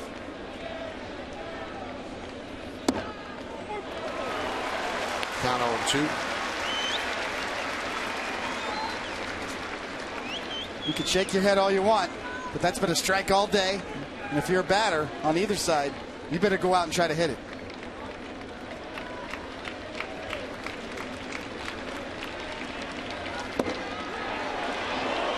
Mo pushes the envelope just a little bit more, see if he can get Hirschbeck to bite.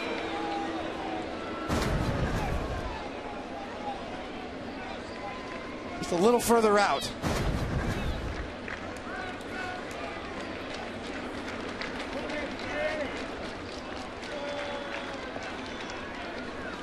You look ahead to the bottom of the 9th, and why wouldn't you?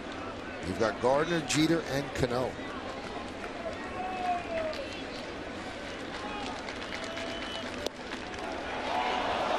Two. Crowd wanted that one.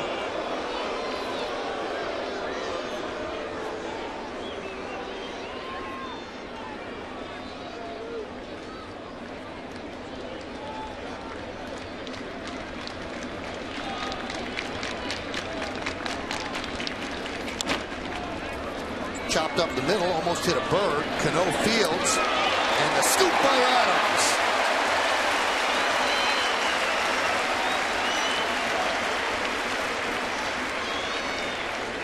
Cano could have been distracted by the bird, but he doesn't seem like he was. Take a look, it almost hit the bird.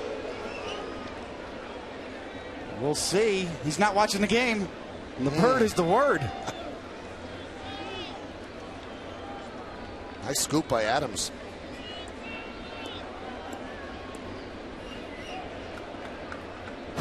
That was really close, wasn't it? Yep.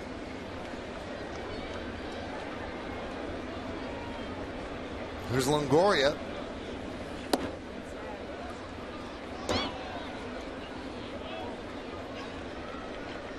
Like the old stadium, Michael, you know, when you used to sit in the upper deck and sneak down to the lower deck.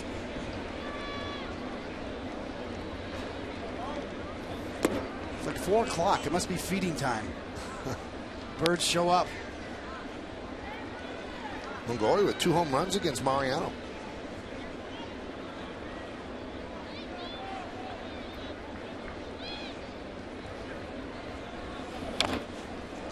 Two and 1. So how close did this bird get to getting hit? There's a little bird chilling. Ooh.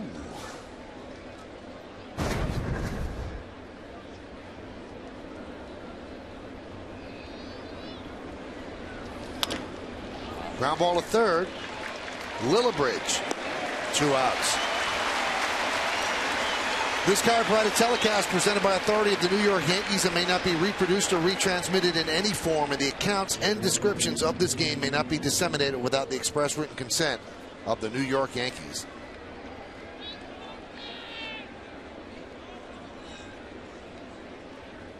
Now here's James Loney.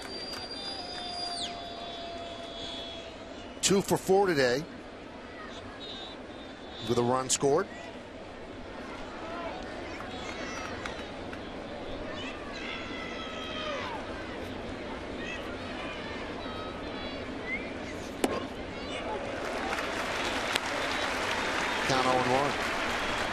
Rodney and right.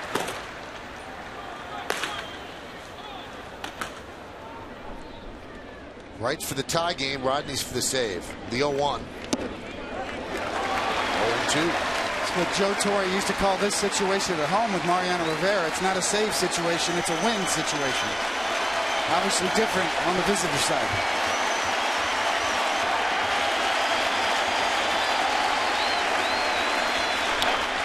Ground ball to second.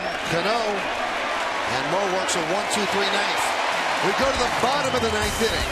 Could it be a fairy tale in the Bronx? First you have Gardner. Oh yeah, and that guy with a flair for the dramatic. And then Robinson Cano. Stick around.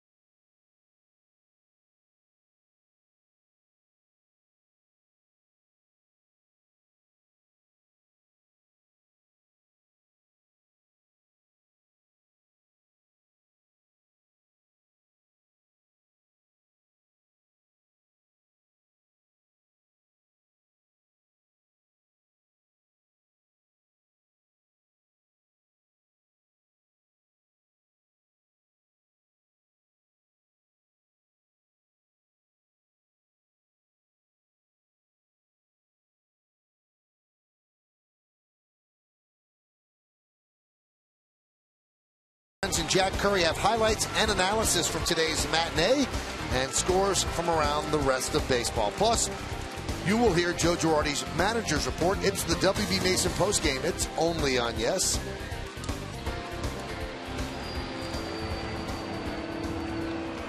So, the third sellout of the year here at Yankee Stadium. And if they see a Yankee win today, it's going to be a walk-off win. So Jake McGee stays in there. He did not allow a run in the 8th, and with a lefty Gardner leading off, they figure that's the way to play it. Be interesting to see if they get Gardner. Do you leave him in to face Jeter? Because you know that Cano lurks on deck. We'll see how Joe Madden plays this. Generally speaking, you wouldn't have a right-handed reliever warming up unless you plan to use him.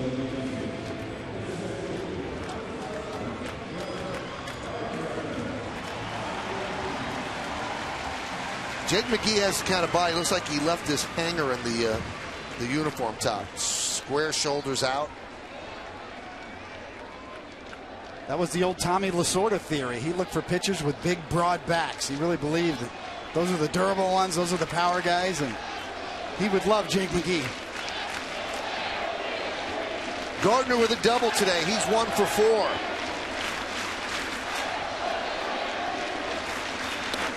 Yankees looking to salvage the final game of this 3-game set.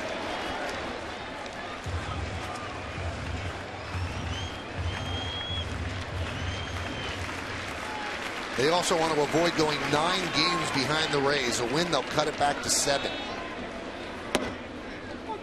1-1.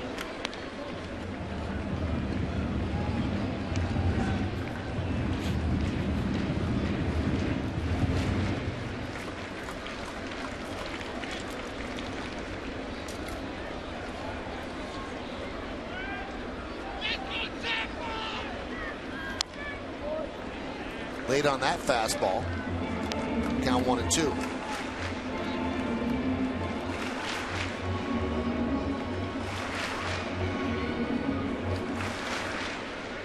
Once again, no mystery with McGee. Coming at you. Just got to lay off the high hard one if you can.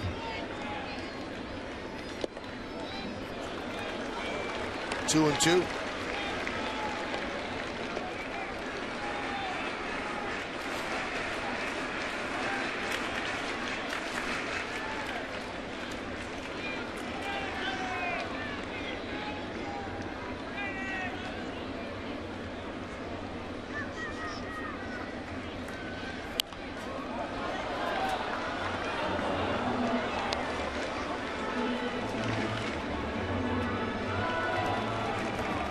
Almost a reverse defensive split here with the left-handed batter Gardner. Longoria guarding against the double, guarding the line more than Loney on first base.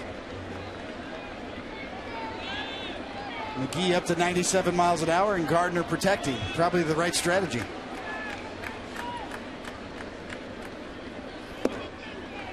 Work the count to 3-2.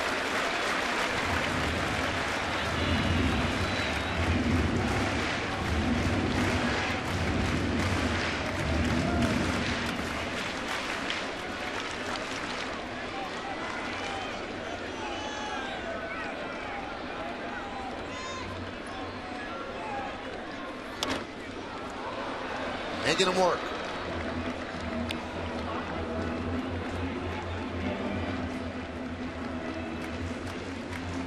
If Gardner gets on, you might keep McGee in there to face Jeter, who will probably be bunting. And 97 is hard to bunt. Gardner found a crack in the bat, so he gets a new one. And Wright just watching.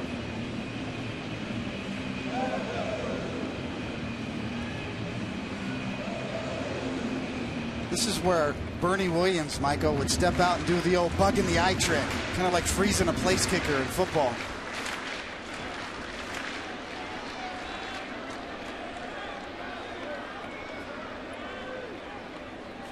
And he walked him. All right, David, let's manage. If you bunt with Jeter and you move Cano, if you move Gardner to second, then you probably lose Cano as a batter. But you still bunt? Yeah, you got a lot of speed on the bases. You know, it's late in the game. I still like to see taking a chance. Getting Gardner in motion. Jeter with great back control. That's why he's batting second. Hitting behind. Try a hit and run. You know, that's just me. Former pitcher up here in the booth. Longoria goes to the dugout. He wants to get some sunglasses. There's now shadows on the field as the sun is fighting his way through. No, he needs a belt for Jake McGee. I think his belt snapped on that last pitch, so the remnants of the belt Longoria will bring to the dugout.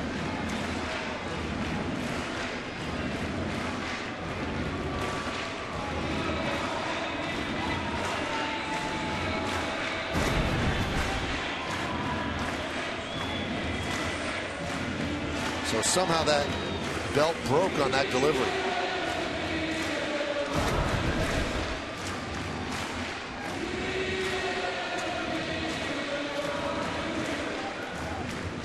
All right, let's see how the Yankees play this.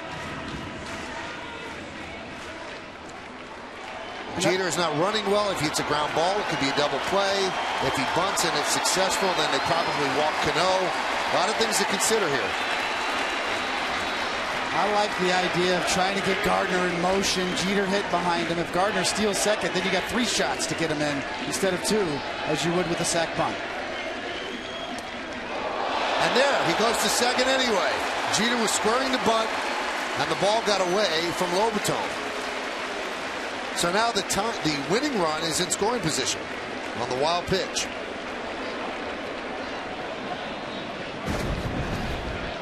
Well, the new belt's too tight, maybe. He launches it down and in. So that takes all the strategy out of the equation. Now Joe Madden is going to go and talk with McGee. Let's do a little more managing, David. You'd love to get in the third. You think Jeter still bunts? Jeter's so good at hitting the ball to the right side. That could get the job done and maybe win the game. Well, across the American League this year, the percentages of men on third base at less than 2 outs is around 50%. So you're going to give up a bunt for a 50-50 proposition. Right. I still like the idea of this guy right here in his first game back swinging the bat. Jeter's very good at going to the right side. He's just as apt to get the runner to third by hitting the ball behind him. And they're going to intentionally walk Jeter, and then they're going to take their chances with Cano. The crowd does not like this move. They wanted Jeter to be the hero.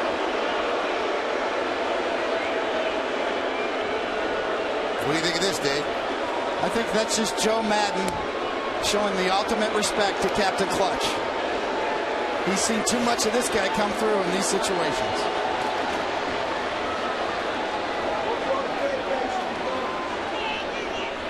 All right, so now you have issued the challenge to Cano against the lefty McGee. We don't think that you can get a hit here. And we mentioned Cano's been struggling. He's 1 for 3 with a walk today. He's 2 for his last 13. 16 for his last 52. But a chance to be the hero right here.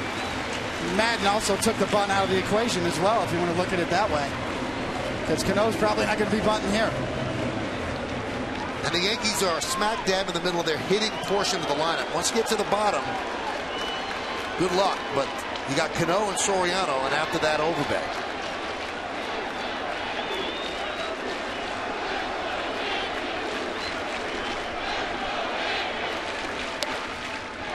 And a strike to Cano. 2 hits and 7 at-bats against the Rays lefty, who has now thrown 31 pitches. 31 fastballs. No mystery.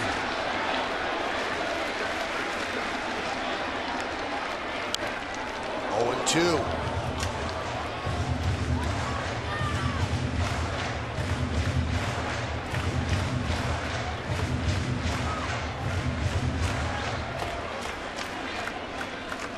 Outfield obviously very shallow for a potential play at home plate.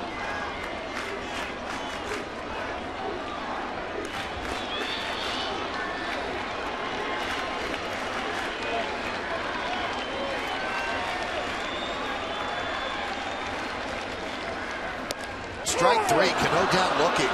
98 miles an hour.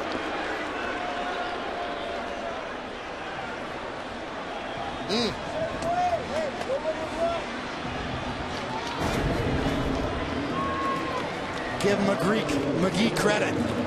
No doubt about that. That got a lot of the plate. So now Soriano has a chance to be the hero. He has 3 hits and 4 at-bats today.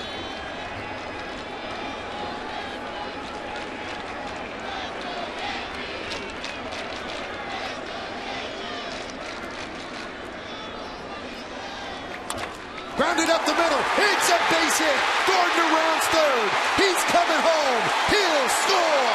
And the Yankees win 6-5. A walk-off single by Alfonso Soriano.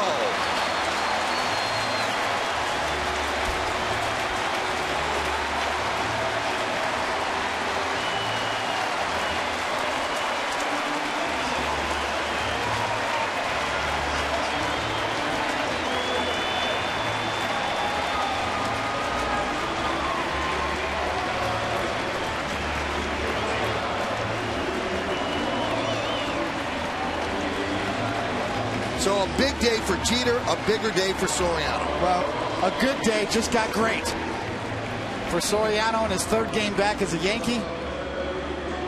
Comes through and stops the Yankees from getting swept at home by the Rays. So Soriano finishes with 4 hits and 5 at-bats.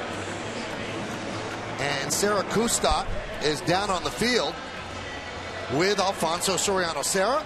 Thank you, Michael. Alfonso, we saw you just high-fiving your former teammate, but 3rd game back with the Yankees. You come away 4 hits as game winner. What was going through your mind there at the plate? I'm very happy. They had the game-winning hit today. My 3rd game back in New York. I'm very excited and very happy. Finally, last night I have a time to sleep. That's why I feel better at the home plate today. And you got your captain behind you.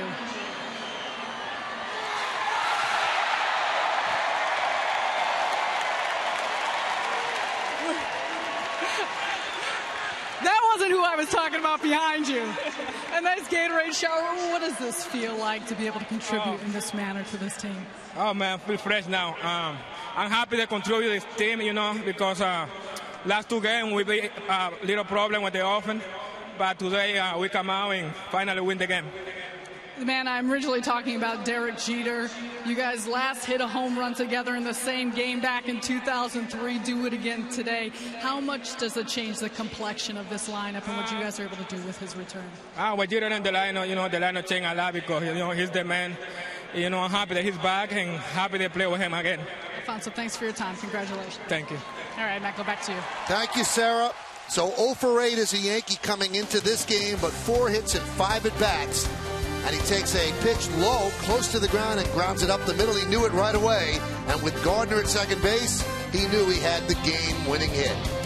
So the Yankees avoid getting swept by the Rays with this base hit by Soriano. And as they say, that's why they got him. A nice right-handed bat in the lineup. And you can see how the Yankee bench knew this was a big one. They needed this win to avoid a sweep. And it seems so much better to be 7 out rather than 9 out. Mad knows he didn't get it done. Derek Jeter returns with a home run and a big smile and a 6-5 Yankee win.